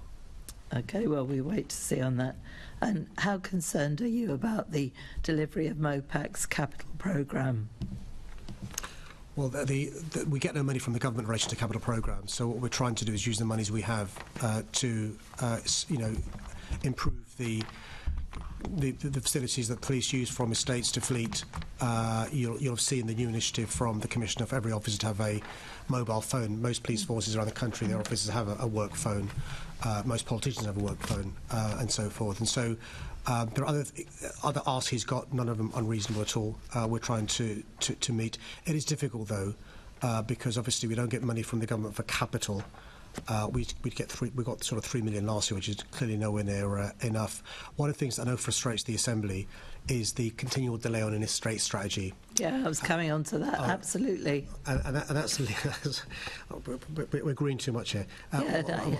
It can't go on, Mr. Mayor, it can't go on. And one of the reasons for that, just to be frank, is not just because a new commissioner's got new asks and wants to do things his own way, but also we've got to be cognizant. Often we'll have to sell something to pay for improvements elsewhere on capital and stuff. And so if there are things that we know are not fit for purpose, if we know simply aren't what the Commissioner wants, we can remove that from the estate and use some of the proceeds to improve the estate we do have. OK, do you reckon there'll be something coming to us by the summer? I don't want to sort of pass the buck and blame the Commissioner, except on this occasion. Where it's the government's fault. Go on, that's what you say all the time. On this occasion, I blame the Commissioner. Good Lord. But it's not his fault. He only began in September. What he said is, look, there are a number of factors he's looking at St Member Hall. One is not just the uplift in officers, but also he is in agreement with the Deputy Mayor and myself about the importance of neighbourhood police. That has an impact in relation to the estate. But also he wants to invest in IT and data, which may have an impact on the estate as well. So he's got to be given the time to look at where we are in the estates review. That'll go to not just the MPS Management Board, but to MOPAC. As soon as we can bring it to the Assembly, of course, we don't want to bring it to the Assembly. OK, well, I'd rather it was later if he then looked at the BCUs, who many of us don't think they work properly. They certainly don't work in some areas properly, and therefore that would have a knock-on effect on the estate strategy, so we all accept that, but it has gone on for quite some time. I'll leave it there because of time. Thank you, Chair. Thank you. Caroline Pidgeon, did you want to come in? Yeah, just very quickly, we talked about recruitment earlier, and yes, we can have the debate about the numbers in your budget, but actually we heard very clearly the Commissioner talking about that they had exhausted the supply of new recruits. They were really struggling to recruit. You've had to hand back £21.5 million to the Home Office because you haven't been able to recruit up to the number. That's the evidence we were given before Christmas. You're shaking your head. Maybe that's another difference. No. You can clarify. We were told clearly really quite clear at the last meeting the Met were handing back £21.5 million because they couldn't recruit the numbers. Do you want to give us some more information on that? Yeah, then? I mean, look, it's possible to meet a target and have officers that aren't properly vetted, to have officers that aren't fit for purpose, to have too many officers flooding whether it's the fire service or the Met Police service. We obviously want officers as soon as possible. They've got to be the right sort of officers, properly looked after. And so, so it's not an issue of an inability to recruit. We've recruited 10,000 officers over 2-3 years, or a huge number of officers. It's recruiting the right sort of officers in the right time frame. And so what we're saying to the Home Office is don't take away any money, the £20 million you referred to, because we still want to recruit those officers, but they may slip by a bit. So we get the right sort of officers there. The financial year is an artificial target, right? Because we've got police officers all year round and stuff. So what I want the committee to think is the Met Police haven't done an incredible job recruiting the numbers they have. It isn't just the 4,300 officers under the police uplift, it's the additional officers because officers retire, they transfer, or they leave the police service. Okay, but no, just to be clear, when we had the Commissioner before us, and it was great he came personally this time, which is a first for us, but it was made very clear that you were going to have to hand back this £21.5 million. Are you saying you're now actually in discussions because you want it to slip a few months? Well, I made this point to the Home Office in relation to the engage process, that one of the criticisms that HMI had is in relation to supervision. If you are flooding the MPS with this many new officers, and we know that senior officers, because of McLeod, have been leaving, and other reasons, that skews the police service. You and I have mentioned at a previous assembly, at this year's carnival, 80% of officers, their first ever carnival. Right? Not since I've been going to carnival has that been the case. And so, what I'm saying to the Home Office, look, the Commissioner has rightly said, I'm not going to crowbar these officers in who may not be the right officers we need at the right time. As I'm hoping the Home Office recognises, we do need additional resources. We've taken £1 billion out of the policing budget. We do want to recruit these next year, and they don't take away the £21 million from this financial year. We will recruit them. It'll be some months after we originally wanted to do so. Okay, and they're open to that? There are discussions taking place. Okay, right. I'll leave it there then, I think, given time. Thank you. Thank you, and the note of the time is appreciated. We move to the London Fire Commissioner, and these questions are to be led off by Assembly Member Hall. Thank you. But before saying that, I just want to say, Mr Mayor, we all hope that the money doesn't have to be given back for police officers, back to the government, and also, as was mentioned earlier, for housing. But both because we haven't performed as we wanted to, because it's a really bad look for you to be screaming at the government at all points, screaming for more money, and then actually looking like we might have to give money back because we haven't performed our part of the deal well enough. So I hope you're successful in persuading them, but if you don't, it's a very bad look for you, isn't it? Anyway, I'll go on to the I'm sure there's a question there, Chair. No, it was more of a statement. No, it's more of a speech. Yeah. The things we do for Twitter. If you want to respond and say how well you're spending the government's money. I would, Chair. And so, at a time where around the country, affordable housing starts are down by 20%, we've broken records in relation to our target for council houses was 10,000 starts. We've managed to exceed that a year early, and we've got a new target of 20,000 council homes start. Last year, we began more affordable homes than any year since records began.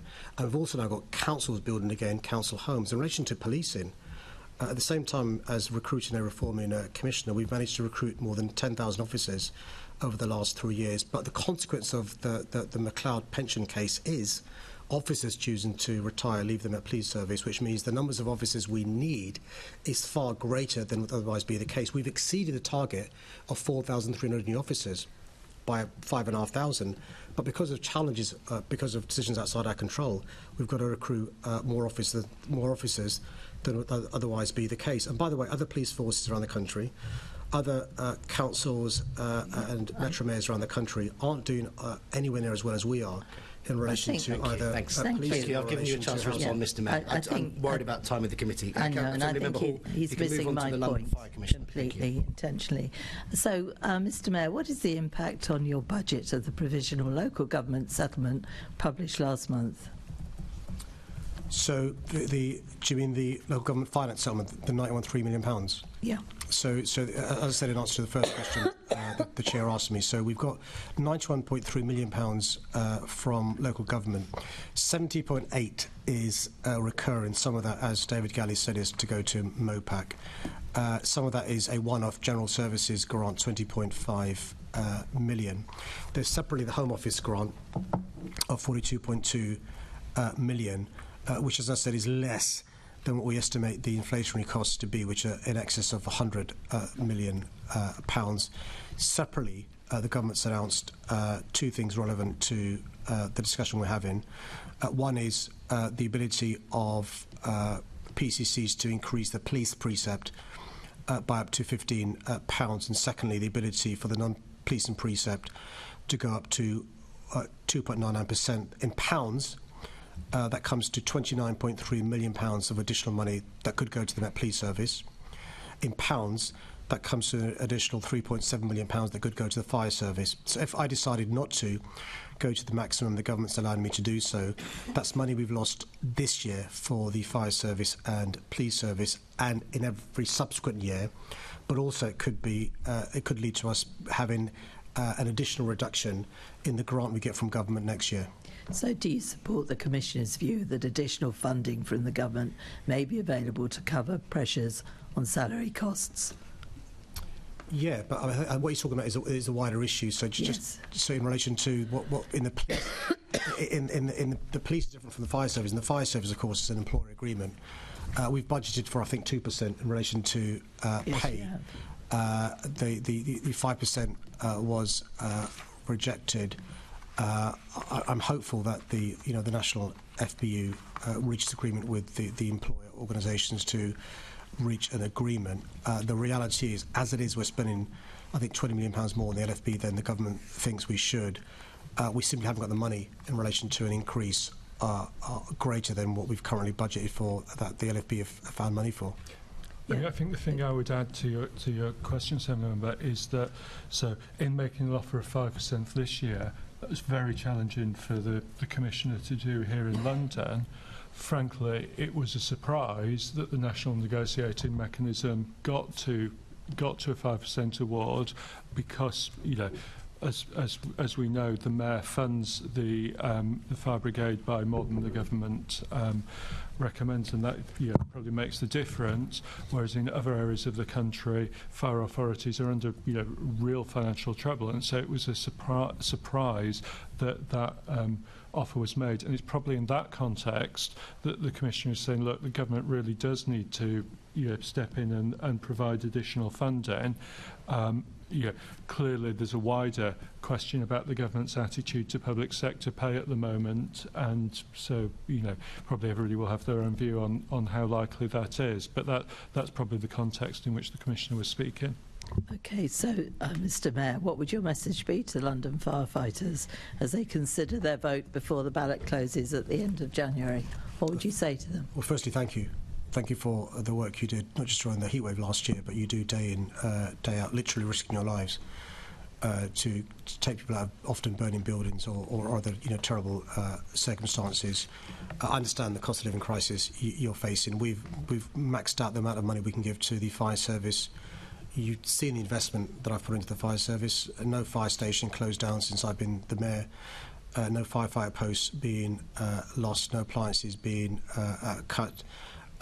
But as the Commissioner says, we need more support from the government. We simply can't afford. We currently, I've just found the figure, £20.7 million more for the LFB than the government assumes that we give them. So what would you say to them about striking? Would you say don't go on strike, or do you support them striking? I always think that strikes is ultimately a sign of failure. You try and resolve these things amicably around a table. So what would you say to them? Don't strike.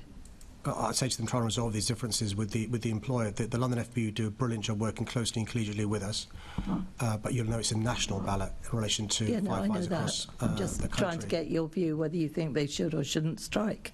I mean, I'd be quite clear on it. I'm surprised you haven't got a clear view on whether you think they should strike or not. I'm quite clear. But these differences should be resolved amicably without the need to resort to strike action. Sometimes people have got no choice but to resort to strike action. But the problem we've got in London is we already are spending more than we're supposed to, according to the government, on the fire service, and it will cost us every day lost through strike action will cost us in relation to the cost of providing services to Londoners.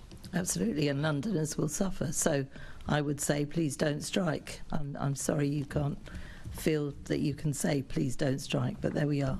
The London Fire Commission has balanced its budget by reinstating the brigade's vacancy margin. Does this mean that the Commissioner cannot afford a full establishment? So the vacancy rate for last year was, I think, on average 269. We're going to go down to 100 this year. There's two reasons why we can't go down to 0. One is we don't want to, it's a comment I made in relation to the police service, have that many new firefighters starting in the police service. You know the concerns we have in relation to culture in the fire service. And the other issue is the cost in relation to getting all the vacancies completed. We are going to go down to, on average, 0 vacancies from 24-25, so in the next financial year. But as the Commissioner set out, those are the two big issues he has. One is too many new recruits, and two is making sure he can afford the new recruits. Okay, thank you.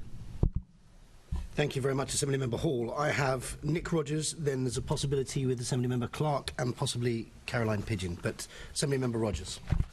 Thank you, Chair. So, Mr. Mayor, the fire brigade is clearly about to go through another period of change following the review into its culture and the issues that identified. And I was speaking to the Commissioner about this at a previous meeting.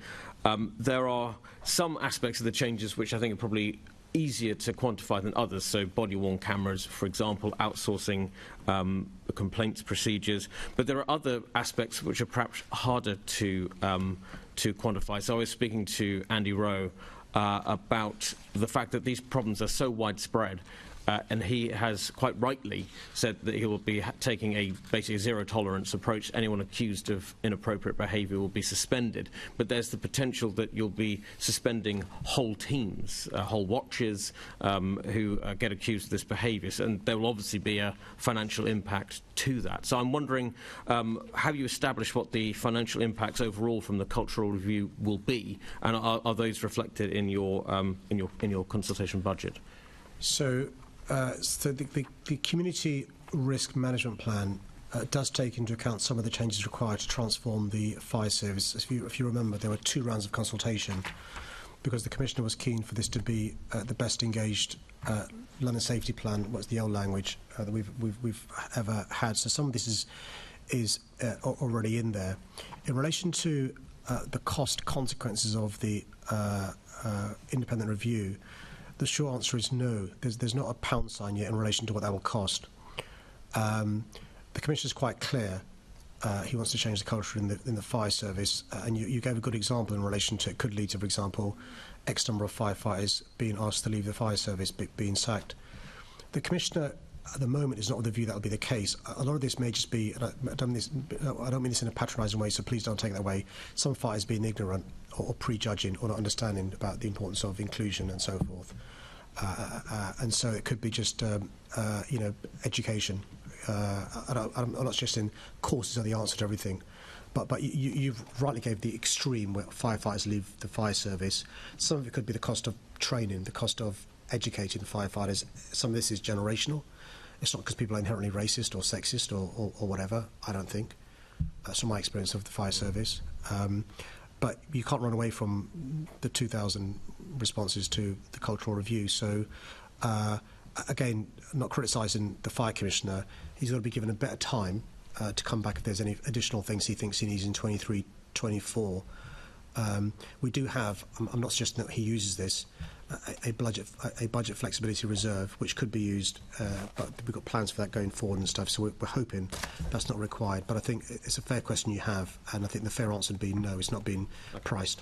So that's where I was kind of going. So there is an unknown, but there is some flexibility if required. Yeah. I think we've got to be realistic in the sense that although we'd like to give the Fire Commissioner a blank cheque to change the culture, I think he would accept he's got to retrofit the cultural change around the monies he's got.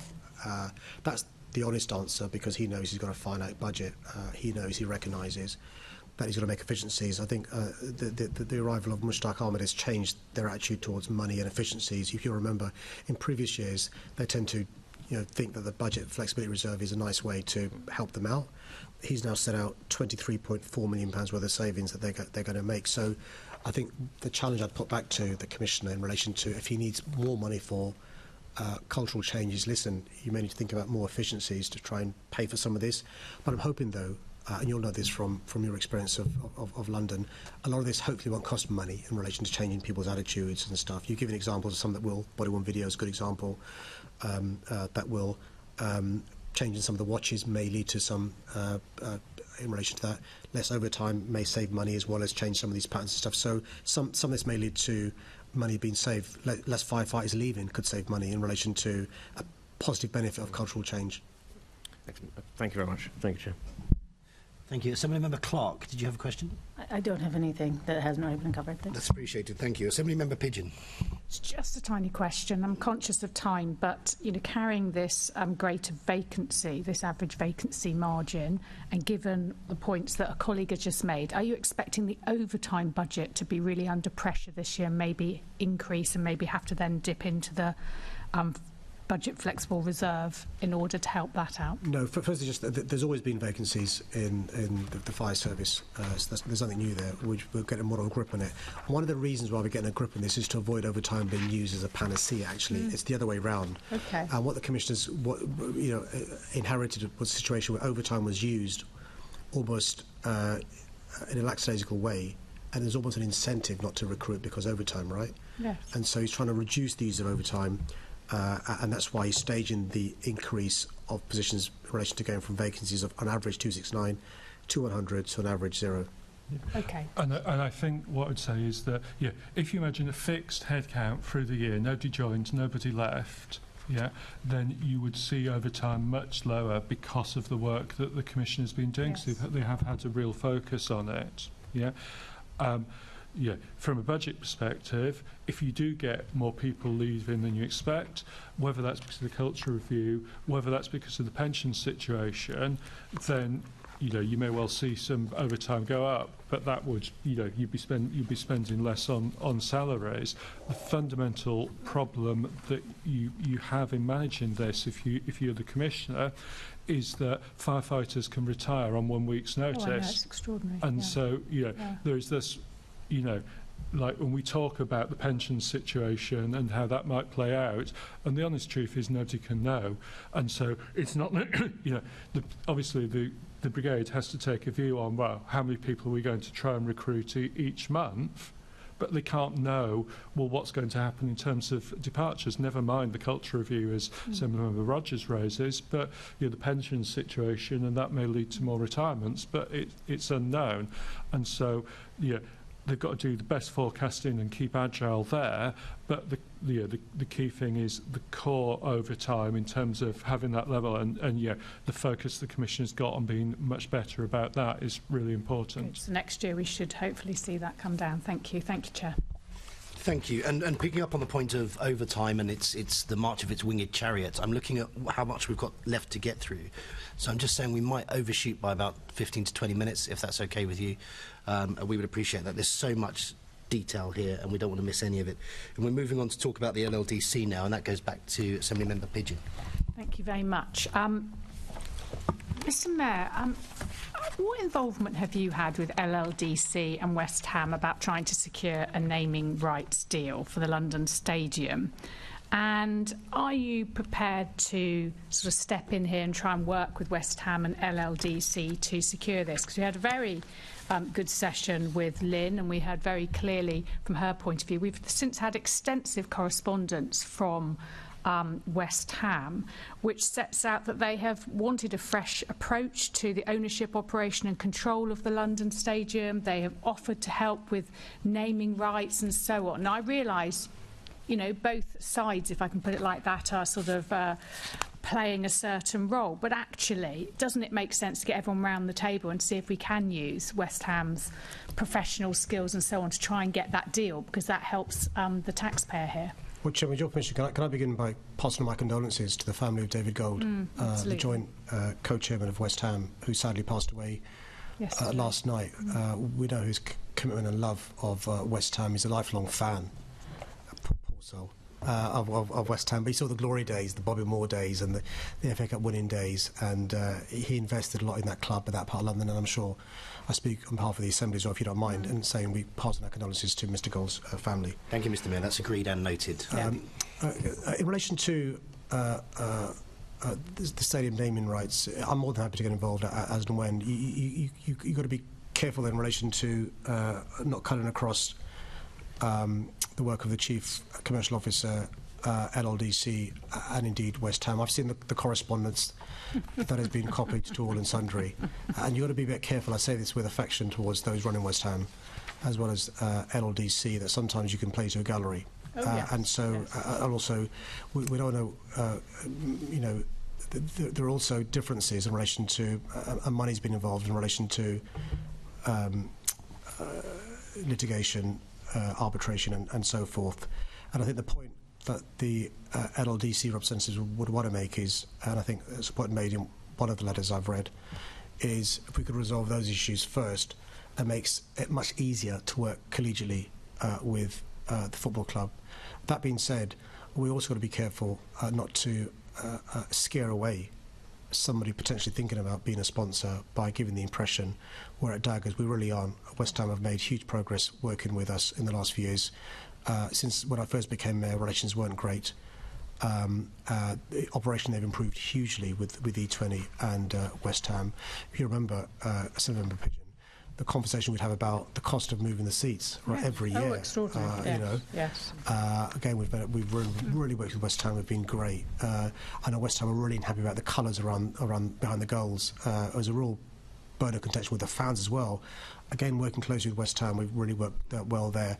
West Ham have been great celebrating the 10th anniversary of the park this year. So I don't want an impression to be given that we're at daggers with West Ham.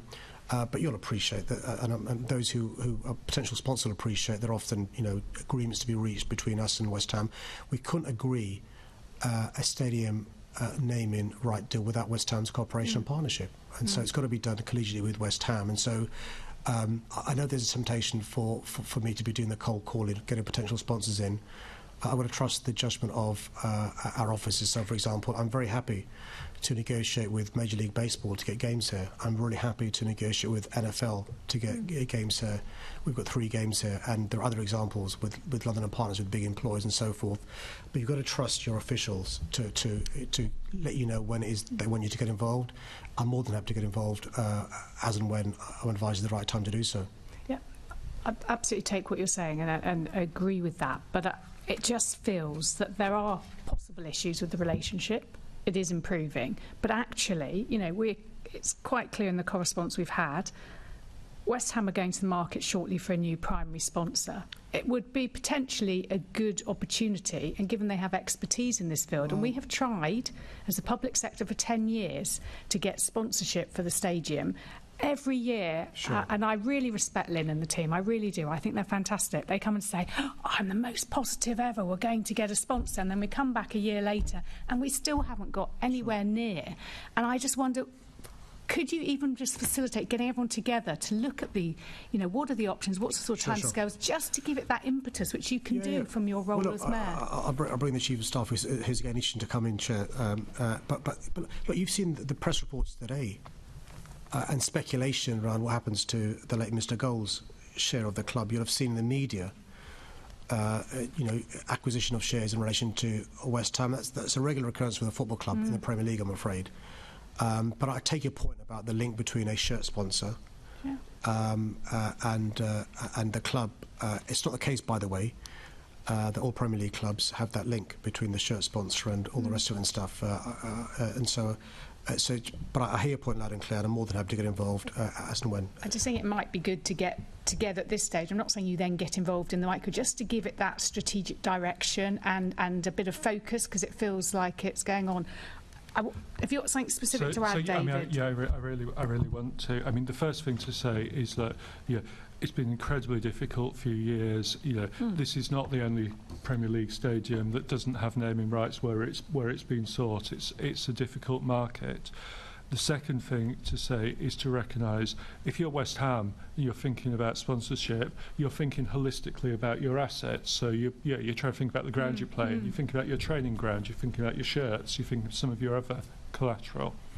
If you're LLDC, you are again thinking holistically. So the stadium's very important, but there are other assets in the park, and LLDC's done a lot of work about where the value is and understanding where the interest might be, particularly given, like I say, stadium naming rights. It's more complicated, and the concepts that I think sometimes people have, where you say, "All right, you pay me X million pounds, I put your logo on the stadium." Actually, if it ever was like that, it is not like that anymore. It's a very different world. So, there are certain things in the concession agreement about how LDC and West Ham should work together around it. We do want to build on that. We do also want to support LLDC in doing the right thing for the taxpayer, and so we're keen for them to work more closely together. But as I say, there are certain other things that will help further improve the relationship that we need to get sorted. I accept that, but I think it'd be good just to get a little focus on this if we can this year. The other issue around LLDC is the fixed estate charge, and your deputy mayor, one of your deputy mayors, is reviewing that. When can we expect that to be published, and what flexibility is there within that review, given the budget says the fixed estate charge has to reach its maximum in the mid-2030s to eliminate the need for future grant funding? So it'll be published in the next few weeks. It exists in draft form, so it's going through checking and clearance. You've seen it, have you? It's been sent to me. I haven't opened it yet. It is there. Fixed estate charge is clearly absolutely critical to the sustainability of the park and the quality of the environment there. And obviously not just for residents but also businesses. We've inherited a legal framework and a situation there, and so the review is partly about just setting that out very quickly, clearly, so that people can understand, and then saying about how does that compare to elsewhere, and what actually are the options, and so that's what you'll see in the review. Will this disclose the level that's actually collected, because that's not printed anywhere that I can see? So I think if that's not there in LLDC budget monitoring, I'm very happy for it to be that. I believe there is going to be some detail on that. I've got the figures in front of me for the last few years, so they exist. Happy for them, no issue at all with them being public. I suspect they probably are somewhere, but just not widely seen. Yeah. Brilliant, thank you for that. Can I come to David Gallie now? How much does the LLDC loan total now? When do you expect it to be repaid? And given when you look at the financial statement position, it shows a negative net assets or negative net assets of 172 million. How is that consistent with your confidence that the GLA loans will be repaid? Is it back to the estate charge? Sure. As you recall, there's a borrowing cap that we've imposed of 550 million. The plans that they have are not to exceed that sum. Obviously, we monitor that very closely. My memory of the latest number is I think they're pushing about 500 million at the moment. The timeline in the model is that the repayments are, so the full repayment and a return of a small surplus is anticipated to be in the 2050s. So obviously that's a huge element of risk, and given all the uncertainties between then and now, all the things that you can anticipate may change. Obviously that's a huge risk and issue for us, which is why the GLA, as you'd be aware, is also making a voluntary revenue provision in our budget each year to ensure that we are repaying down the debt. So confident that we'll repay the debt, but obviously there still remains uncertainty. What I would say, though, is compared certainly for the last few years, given the development on East Bank and all the other developments on the park, we are becoming more and more confident because there are obviously less elements of constructor risk that are taking place. So we are very rigorous, I think, be fair to say, David, in terms of our meetings with LDC around ensuring that that cap is closely monitored, the borrowing is there, but also at the same time, given there still remains some uncertainties and risks about the developments and the cost of those, holding provisions back to cope with any still unforeseen events. Okay, I'll leave it there. Thank you, Chair. Thank you. I think I saw Assemblymember Hall. Did you want to say anything? Okay, thank you. Then we move on to, and thank you for those questions, Assemblymember Pidgeon. We move on now to the OPDC, which is Assemblymember Harani. Thank you, Chair, and Happy New Year to all the panellists as well. So first of all, just a question to the Mayor. So looking at the sort of pace of development of OPDC, obviously it's been quite slow so far. What are you doing to increase the pace of this development? First, I want to accept, in relative terms, it's been slow. I mean, development corporations take decades to bear fruit. The LLDCs are the exception because of the Olympic Park being built there. You compare developments even without a DC, whether it's King's Cross, Canary Wharf, and elsewhere, they do take some time. And the expectation always was that the L.com will take some time. But there is some good news this year compared to last year, that we've got more certainty. We've had a local plan that's now been adopted, really important. You know the challenges there were with the previous iteration. We've also submitted to government a strategic outline business case, incredibly important. Good discussions with the government, as you'd appreciate as well. There are more developments being given permission on their site, many completions already on the site. The key things we've got to do over the course of this year is turn the strategic outline business case into an outline business case. We need to have an SPD to take forward specific details of the local plan, and we'll be increasing some support financially to the OPDC to get ready for that. We'll need to work with the government in relation to the land they hold. If you remember, a lot of the land is owned by High Speed 2, owned by Network Rail, DFT, and owned by other government bodies, and so we'll be talking to the government about land assembly. And the final piece of the jigsaw we're keen to do this year is to start getting interest in master developers in relation to the work they could do with us to try and develop some of the brownfield sites on this park. The final thing to say is, Development Corporation, the final thing to say is we now got certainty in relation to High Speed 2. If you remember, the original plan was for High Speed 2 to open by 2025. And for many years there was uncertainty whether High Speed 2 would actually happen.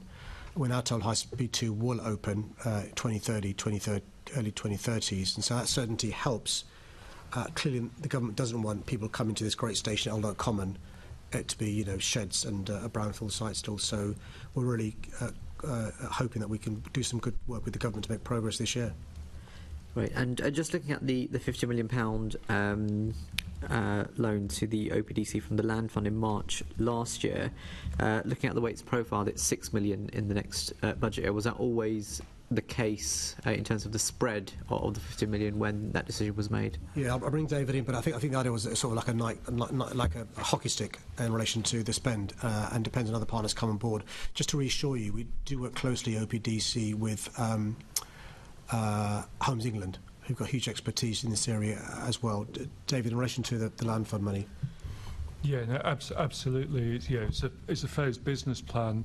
That had to be agreed between OPDC and Housing and Land in order for them to have access to that funding, and that should enable delivery of 500 homes by March 26 and a further 600 by March 27. Obviously, what you don't see in that is the specifics around individual sites, because that's all under negotiation, and so until they're negotiated and agreed, we can't kind of put into the plan there how much individual sites will cost, and so we will update on that as negotiations progress. Everybody look like you're itching to come in as well. No. Just keen. Okay, that's fine.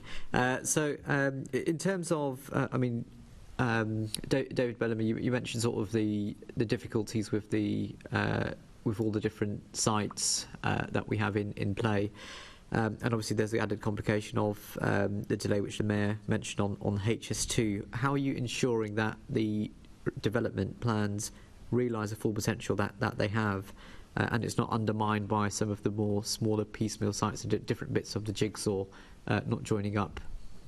Well, I think the fundamental thing is really close working between OPDC and Homes England, and then also with the relevant transport bodies as well. So, for instance, I know that the Network Rail chair and property developer were on site just before Christmas with OPDC to, have a tour around and talk about this. So, really, real work to try and get that alignment, and then in parallel with that, the Mayor having made available the land fund allocation.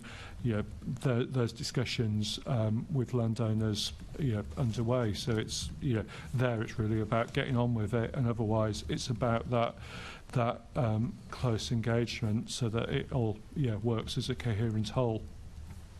Great. And in December, when David Luntz was at the Budget Committee, he was actually quite optimistic about the OPDC's relationship with government and all the partners that are required to make sure that this happens. Is this how you feel as well, in terms of how the government view the OPDC scheme and their willingness to put support behind it as well? Yeah, I mean, the government's been fantastic on this initiative in relation to official to official.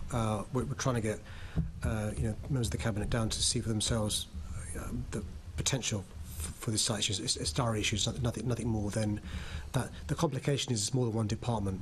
It's the levelling up department, it's the Department for Transport, it's Treasury, and that's just the nature of life, not because a lack of appetite from the government. And if you remember, we were successful in the Treasury giving some HIF money a couple of years ago, which we had to give back because we don't want to waste it because of the issues around the form of plans and so forth. So the government understands the importance of this. They're working closely with us, but they also understand that actually for High Speed 2 to be the real success, you want the biggest sub-service station built in 100 years, Old Oak Common, to have a wow factor when you come out, not to have what's currently there, but to have the sort of regeneration we want to see. Right. Thank you. Thank you. We're now moving on to a section about GLA reserves, which I will try and get through efficiently, although I might follow up with some written questions as well. Mr. Mayor, I'm going to come to you first, but before I do that, David, could you just start shuffling through your pack to prepare some numbers for me? So what I'll be coming to ask you in a second is the total reserves for the GLA and the functional bodies as well, so London Fire Commissioner, MOPAC and TfL. So what I'd like in a minute is those total reserve figures. Moving back to you, Mr. Mayor, having a look through the paperwork, GLA, LFC and MOPAC reserve levels, when put together, have trebled since your first term as Mayor. So what are your thoughts on that, and what do you think the perception of that might be?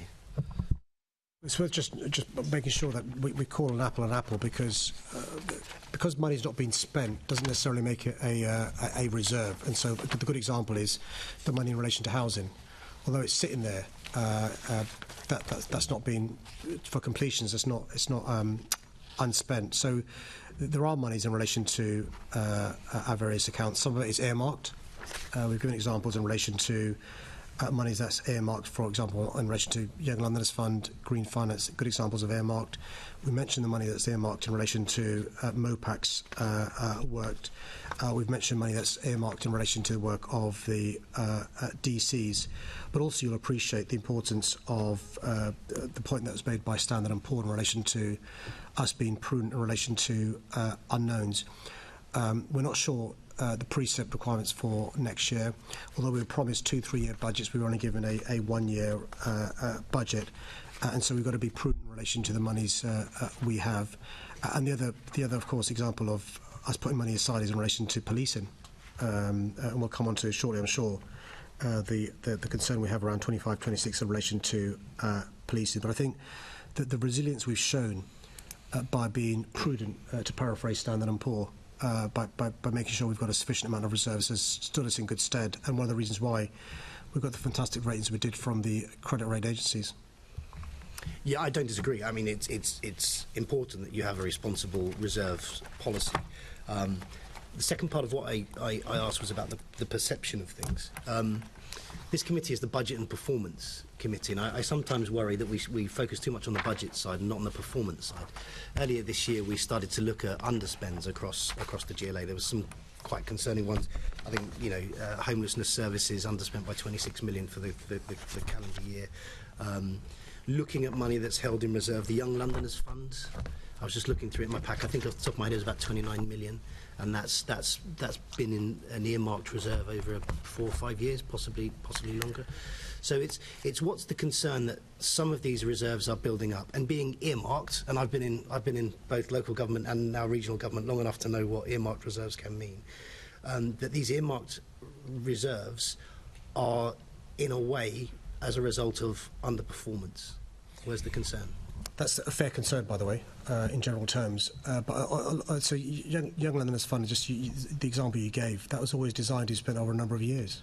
And so I think it's maintained a level over 6 years. I don't think it's moved, has it? No, it has. So we have got money out the door.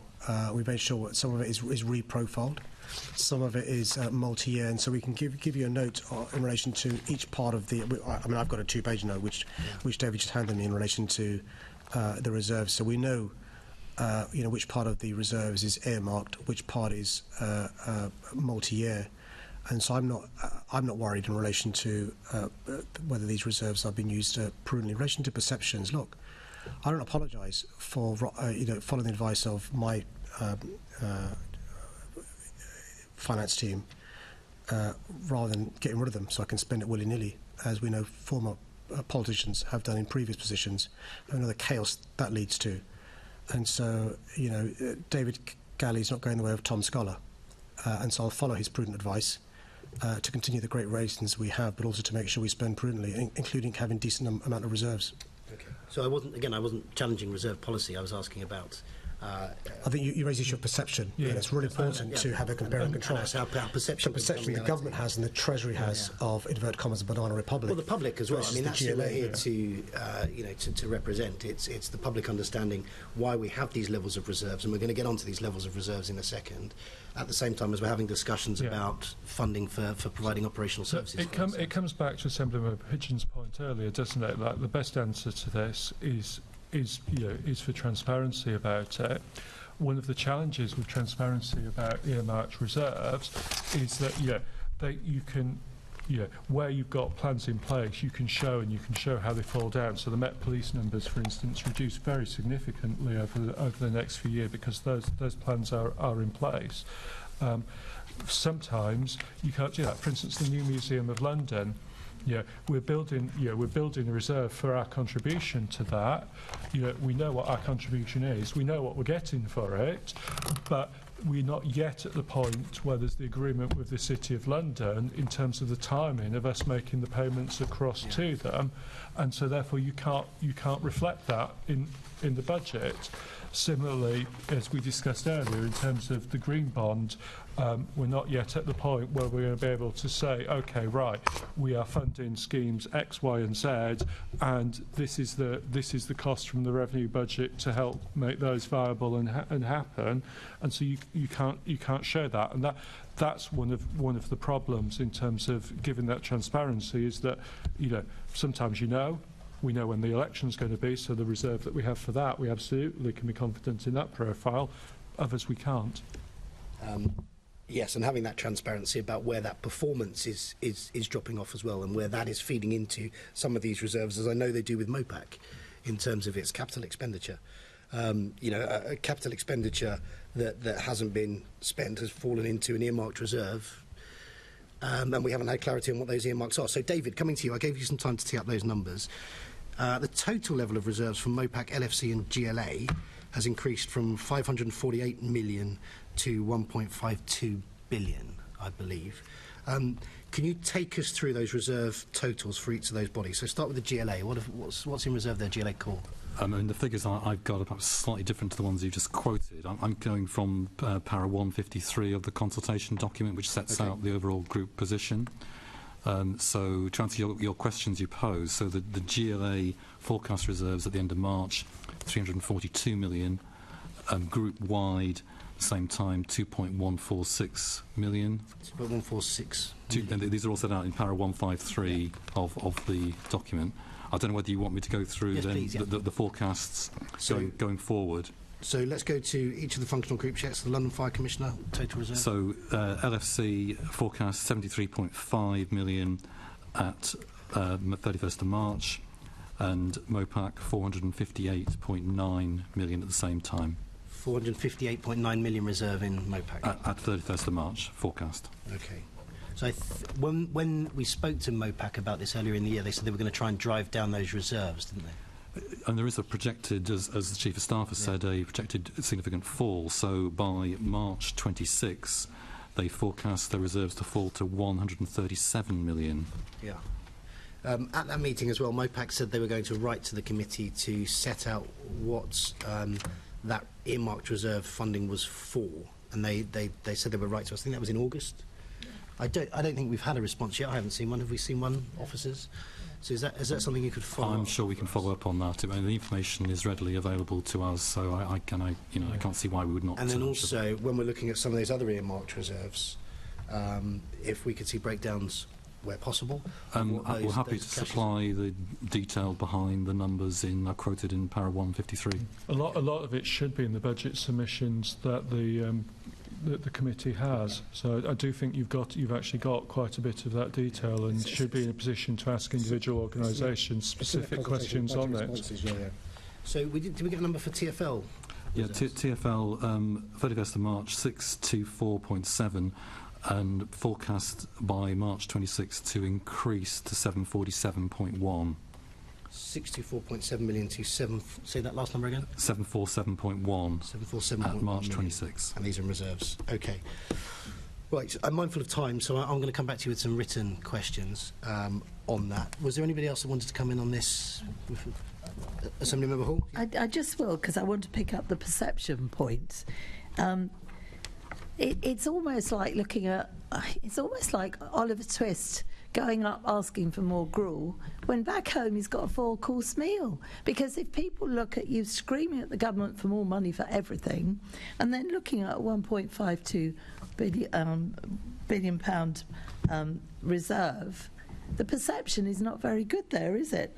I mean, how can you justify? Well, let's have it in writing. Let's have a list of where these earmarked things are going to go, because if not, the perception is shocking, quite frankly. You're taxing the Londoners who can't afford it more and more.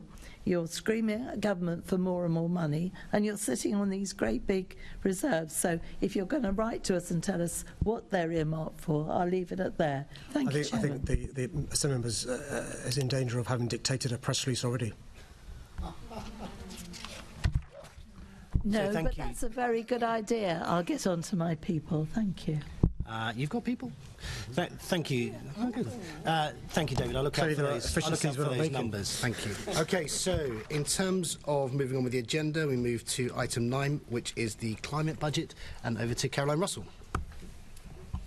Thank you very much, Chair, and I'm trying to condense everything because we are over time. So, just going back to LLDC and OPDC, when we spoke to both of them, we had some really interesting conversations about heat networks. It was clear that the gas-powered heat network at the Olympic Park is representing a significant risk to the 2030 net zero targets, and it's also hitting residents in the pocket, and we're going to be finding out over this next few weeks exactly how much it is hitting residents and businesses on the Olympic Park in the pocket. We also heard from OPDC about the urgency of getting their heat networks sorted out because they want to get new tenants on that land signed up through the planning process to be using their heat network, and they're doing some innovative stuff looking at data centres, recovering heat from data centres, recovering heat possibly from the canal, and setting up proper heat exchange heat networks that are not based on fossil fuels. Now, do you think that a ground source or heat recovery source heat networks for both the Olympic Park and Old Oak Common could be suitable candidates for green bond funding? Before I respond to that, can I just place on record my thanks to Enver, Chair, for the work he's done over the months. This is world-leading stuff, and him and his team have done a remarkable job over the last few months, and so I'd like to publicly place on my record. They're usually behind the curtains, the work they do, so it's really important that we put on record the work they do. The short answer is, in relation to the Olympic Park, that network was planned and conceived many years ago when there wasn't the technology there, so we shouldn't criticise. 2005, Sweden installed, I think, 200,000 heat pumps. The technology's been going since the late 1940s. There was a decision made to go with gas, which is a fossil fuel, rather than going for ground source or air source heat pumps. But I acknowledge it's not a decision that was made in your mayoral term. But actually, this is an example of where going for a fossil fuel powered heat network, we've actually exposed ourselves to extra risk. Right. To your direct question, Assembly Member, I mean, there's more work to be done on both schemes to really work out what the way forward is. We have to be, in my mind, careful about the OPDC one because data centre heat technology does change, to the Mayor's point, and if you invest a lot and set up a heat network based on data centres and then technology changes, you could be in a difficult position. So it has to. That's why it's one of the things that's so important about the green bond. Actually, is you've got to have solid business cases behind it, because ultimately you're asking private investors to put their money in, and they've got to have confidence in the return on investment. And it's the same for us as well. And so that work is happening on both schemes. So clearly, as a point of principle, it is possible, but we just need to see how that plays out, and indeed how work plays out on the various other things that the climate budget have identified that we need to do that doesn't yet have funding in place. So, sorry, go on. No. I mean, just the final point to make is, we won't be asking the question and finding a cost of doing this work, but for the budgeting we're doing. Absolutely. And so I can give you the example. I'll give you an example. So we now know the cost of a district heat network is about £50 million. That wasn't a question being asked previously. It's now a question being asked. That's one of the reasons why you'll recall this, because we discuss it and rehearse it often, and you've been a very good ally at Mayor's Question Time. The cost of getting zero carbon versus the cost of not getting there. The cost of action versus the cost of inaction, and we now know we can quantify the benefits, and so that's why it's really important, and it helps with the cost of living crisis for the reasons you've said. Yeah, absolutely. And to David Bellamy's point about resilience, the reliance on data centre heat was absolutely a point I raised with OPDC at the time, and suggested that they relook at the canal as a heat source for heat exchange, as well as air and ground source. So that they actually diversified and didn't put all their eggs in the data centre heat basket. But picking up on the point that about this process, because I would absolutely echo what the Mayor just said in terms of Enver's work on making this process happen. It has been incredibly revealing as we've spoken to each of the different parts of the GLA about how seriously people are taking the climate budgeting process, and the difference between the fire brigade, who really clearly understand the extreme risks that climate weather-related changes and climate breakdown presents. It's they have taken it very, very seriously. They've thought about their buildings. They've realised they can't replace gas boilers with gas boilers, which isn't the case when it comes to the Metropolitan Police. And I think there is real scope for learning across the GLA, between different parts of the GLA from this process. Sorry, Mr. Mayor, you wanted to. One of the things I suggest that happens is the Environment Committee, brings in various members of the GLA family to ask these sorts of questions, because you're spot on. I'll suggest it to the chair. But the one piece I wanted to ask on this was, are you doing any work to bring sort of through, I mean, obviously you're still in the climate budgeting process and it's the first year of it, but have you got any plans to kind of get that learning happening between the different parts of the GLA so that next year we actually see stronger climate budgeting that really understands the benefits of doing it and the way that it can help save money? Carol, I've lost a bet, which is I thought that we'd get group collaboration before 119. And so it gives me a chance to bring in first Enver, then David to talk about group collaboration. Thanks for the praise, Assembly Member. There's a long way to go on this journey, but the lessons learned are already happening. We're not using the budget process as a stop-start process. This will continue throughout the year.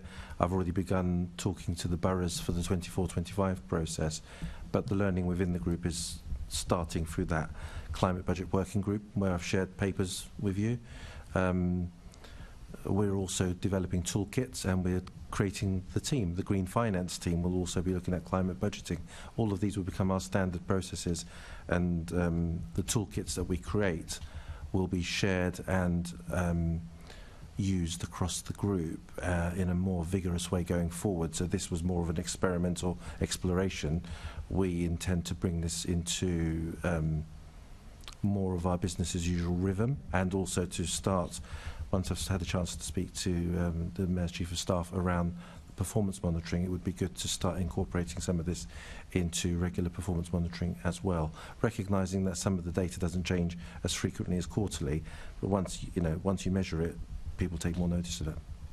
Yep. And we are, the Mayor's Office does have a group where we include the key functional bodies around some of the net zero stuff, and so with that. And with the green bond, really, I think there's a piece of work about, as we've said, for the green bond, part of it is about how you get to the business case to give people confidence to invest. And obviously in things like MEIF and so forth, we've done that with the accelerators. So we'll be setting up the successor to that. TfL has some in-house resource that can do this as well, given its scale, and so we will look at again at how, now we're at this point, we've got the most effective for all that stuff. TfL also told us yesterday how the climate budgeting information is being brought into the business case process at TfL, which also sounded like a really good piece of work and very positive. Now, just my final question, which is a bit more of a challenge. You've got a 2030 net zero target, but TfL told us yesterday that they won't be running off 100% renewable energy until 2050. Now, I first raised that TfL were using just 0.01% of renewable energy back in 2019 and encouraged you to start bringing new renewable energy on stream by investing in shovel-ready projects through power purchase agreements, which are obviously currently on hold. Now, TfL couldn't tell me what proportion of energy will come from clean sources by 2030 when we spoke to them yesterday. They said they were going to come back and write to us. Can you, do you know the answer to that one?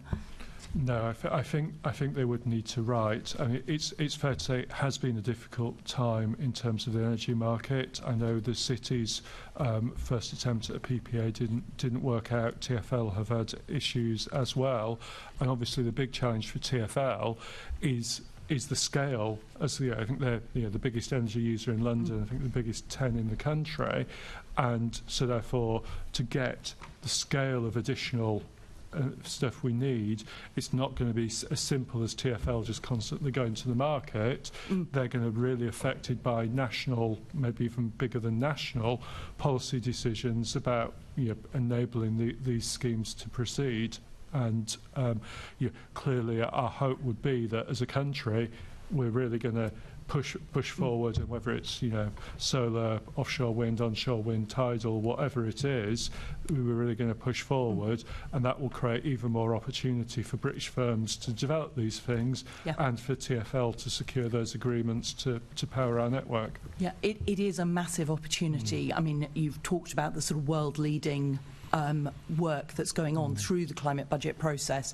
What I hope is that we get that follow through so that we really do deliver the world leading new procurement of renewable energy. Thank you. There are many opportunities, Chair. I mean, you imagine if all 9,000 buses were electric, it's jobs created around the country.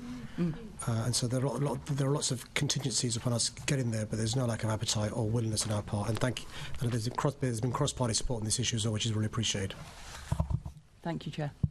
Thank you. And just to follow up on that, I think it's really innovative, and it's interesting to see the way that the GLA is going to develop it and the way that we can monitor it as well. And I agree with you with the work Enver's doing behind the curtain.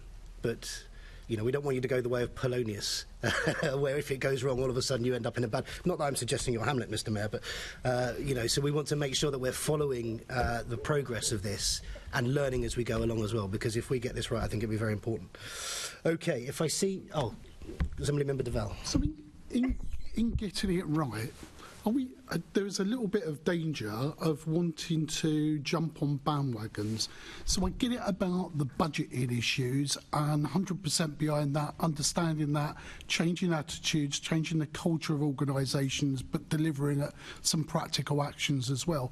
On the green bond issue, are we not just, I know there's a slow burn on this, but in that sense, how do we know that it's a good way, a most effective way to get green investment in, just because it's called the green bond, and, compared to other sources of getting investment in or loans? That's a really good point. How do we keep our feet firmly on the ground and evaluate? So what we heard yesterday, and I think what led to some confusion, and I think not just on our part, but everyone else, is how do you pick the ULEZ project to be part of a green bond scheme and not put the electrification of the buses, which was part of a wider procurement issue that TfL were exploring with? Because it seems to me the bus one might be a bit more sexy, if I could use that word, in terms of a green bond initiative rather than something else. How does that... So how do we do that sort of work and that thinking to make it there? I'll ask David to explain the structures that have been set up when it comes to filtering the process, looking at pipeline projects, looking at how we can lubricate certain projects to get them funding from third parties. But just to reassure you that we aren't reinventing the wheel, is the government themselves have now set up a scheme of money called the Public Sector Decarbonisation Scheme. It's almost like the stuff that we talked about and we're now doing. So if a scheme can get funding from the government, we are supporting them doing so. We've got 20 schemes that are into the government pot of money. We have a success story which we pioneered called the Mayor's Energy Efficiency Fund, basically £200 million from us, £200 million from the private sector, and you're seeing lots of retrofitted buildings in the public sector getting smaller bills and so forth. So one of the pieces of work that the team went away and started doing in February was to answer that very question that you've got in relation to who are the winners, what's the criteria, who do we decide to back, and Darren, it's a big one, David, who is the Dragon's Den, in charge of one of the Dragon's Den, will explain the process which should reassure you that we've got a proper system. I mean, essentially the point about it is how you go from idea, through to investable case, and so that's what we've been working on. As we now have we're just kind of finalising it, and then I think we'll publish it, a 4-stage process that we'll take things through. And importantly, we've been working with boroughs about this because we want to try and coordinate our efforts, because you could say, well, yes, can some of the mayor's money be used for borough schemes? Great if that happens. Equally, we need an approach that's inviting to private finance, because we know that ourselves, boroughs, have other public sector and elsewhere partners have huge amounts of investment need for this stuff. What that process fundamentally has to do, as we've touched on a couple of times, is show a return on investment. And so for instance, for the ultra-low emission zone infrastructure, clearly, it's quite clear that there will be income flowing from that scheme as drivers of polluting vehicles pay, which then is sufficient over time to pay for the cost of that infrastructure. So there is, in financial terms, that there is the ability there to repay that. Yeah, for buses, it's clearly more challenging because buses, are replaced on a life cycle, and what you probably end up having to do is that, and the associated infrastructure is a significant cost that probably the finances don't just work, because if the finances just worked, TfL already would just have gone to market, because what a green bond is something that's particularly attractive to particular investors, but there's nothing that says axiomatically that's the best way to get the money in. What we care about is the terms that it's in, how much we're getting, the interest rate, how long we have to repay it over, and whether that's through a green bond, some other form of bond, public works loan bond, any other form of finance. One can be fairly agnostic about it, but it's about having the investable business cases. And really, a lot of focus in recent months has been across the totality of the group in terms of saying, well, right, what do we need to do to get net zero? And a lot of the schemes that were more developed are actually sat with the government at the moment in terms of our bid on the public sector decarbonisation scheme that the Mayor mentioned. And where we get the yeas and nays from that in the kind of next couple of months, that will then enable us to take that along with some of the schemes that are kind of more advanced in developing their investment cases to allow us to start making the allocations from what we're referring to as the green bond. Thank you.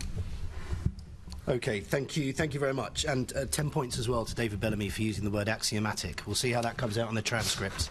It'll be interesting. Well, you get 15 for getting Hamlet in. Well, the slings and arrows of outrageous fortune, Mr. Mayor. Okay, thank you very much to our guests for attending this morning and for their answers to our questions, especially as we've overrun by about 30 minutes, so thank you for that. If the guests are free to leave if they want to, that's fine. Can I ask the committee to note the report and the discussion? Thank you. Can we also delegate authority to me as chairman in consultation with party group members to agree any output arising from the meeting? Thank you. Agenda item 6 is Budget and Performance Committee Work Programme. Can we note the committee's work programme for 22-23? Thank you. Right. Then we get to the sticky point, date of next meeting. Colleagues will be aware that we had asked the Mayor and officers to attend on the 24th of January and the 21st of February. The reason being, for those who are watching, is that this meeting that we're having today is our last opportunity to scrutinise this budget. So on the 18th of January, the Mayor publishes the draft consolidated budget. And then on the 15th of February, the Mayor publishes the final draft consolidated budget, and then the Assembly considers that budget in February. This committee, the committee with responsibility for budget and performance, is not due to meet again until the 14th of March, which is why we put in the request to the Mayor to attend those meetings. The Mayor has said in the past that if committees are minded to ask him to attend meetings, he will look at doing that, and the response we've had today is that he won't attend that meeting. I think it's important. There are still unknowns. The public will be concerned about the fare rises across TfL. They'll be concerned about council tax. They'll be concerned about the extra money that we hear about, sometimes up to 200 million. We haven't actually got clarity. If anything, we're in a worse position in understanding what's happening with the Green Deal. 500 potentially £1 million with that green bond, rather. ULEZ going live in August. We don't have any clarity from either yesterday or today whether or not London boroughs will be in a position to put those cameras up, so we don't know about that income line. Therefore, I'm suggesting that we do push ahead with our powers to call another meeting on the 21st of February at 10 o'clock in this chamber. To do that, I move to agenda item 8, which is looking at any other business. And I've agreed to admit to the agenda an item of business which I consider to be urgent in accordance with Section 100B, Section 4, subsection B of the Local Government Act 1972, namely consideration of a summons requiring the Mayor's attendance at the committee's meeting on the 21st of February 2023 in his capacity as Chair of Transport for London. This is on the grounds that the committee will have questions on changes to his proposed budget for 23-24 and is being considered now to provide the Mayor with ample notice and to allow plenty of time to meet the statutory requirements for giving notice to the Mayor.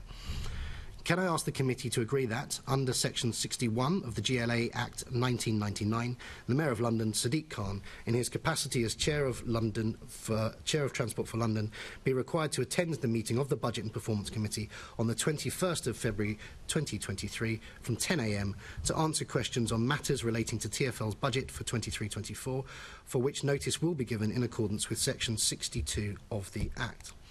In addition, can I ask the committee to agree that the Mayor of London also be invited to attend the meeting of the Budget and Performance Committee at 10 a.m. on the 21st of February 2023 to answer questions on other matters relating to the GLA Group budget for 23-24, at which point we'll have all of this information that we're waiting on for the end of January. So I'll ask the committee to vote on that. Can I see a show of hands, please? Before you move to the vote, can I just say a few words? Certainly. Look, it's unfortunate that we got into this position of having to do that, and we on this side regret that we're having to summons, but we've heard the arguments this morning. I think it is right and transparent to ask the Mayor to account for various bits. I would have much preferred if we could have done it through the negotiations. That's not proved to be as easy as me just saying that in terms of doing that. I hope in the future that we can. I hope in the future that, and in other places, that we take up the offer of the further conversation, but we move a lot faster than maybe that we've done in the past, because I do think this is like hard work. Of course it's much better if we can mutually agree dates and times. If there are other negotiations that people want to put on the table, that's fine, but actually this morning I'm not sure if people fully understood why this committee, because of the timescales that we've got, why we need to have the Mayor present. So on this side, we do it with whatever the word is in terms of that. We'd prefer not to summons, but we recognise why there's a majority of you that would wish to do and go forward and proceed on that. Thank you. This committee has a responsibility and a role to scrutinise a budget before it goes forward for a final appraisal, and we're not in a position to send it to the entire London Assembly, confident in the fact that we've scrutinised every line with all the information that we could possibly have available. I hope the process changes next year as well. We wrote to the Mayor long in advance of this, requesting the date. I think that it's very important, mindful of the fact that this committee is not due to meet again until March, that we secure that date in our diaries so that we can discuss these outstanding issues and these unknowns that the people of London are going to be very concerned about. So if I could see a show of hands from the committee for the order of business as I set out, which is to summons the Mayor for that meeting on the 21st of February 23, his capacity as Chairman of Transport for London. So I count 1, 2, 3, 4, 5. Do I see any votes against? I see no votes against, so that makes a majority, which means that our next meeting will be on the 21st of February at 10 a.m. in the Chamber. I have no other urgent business today, so that concludes today's meeting. Thank you.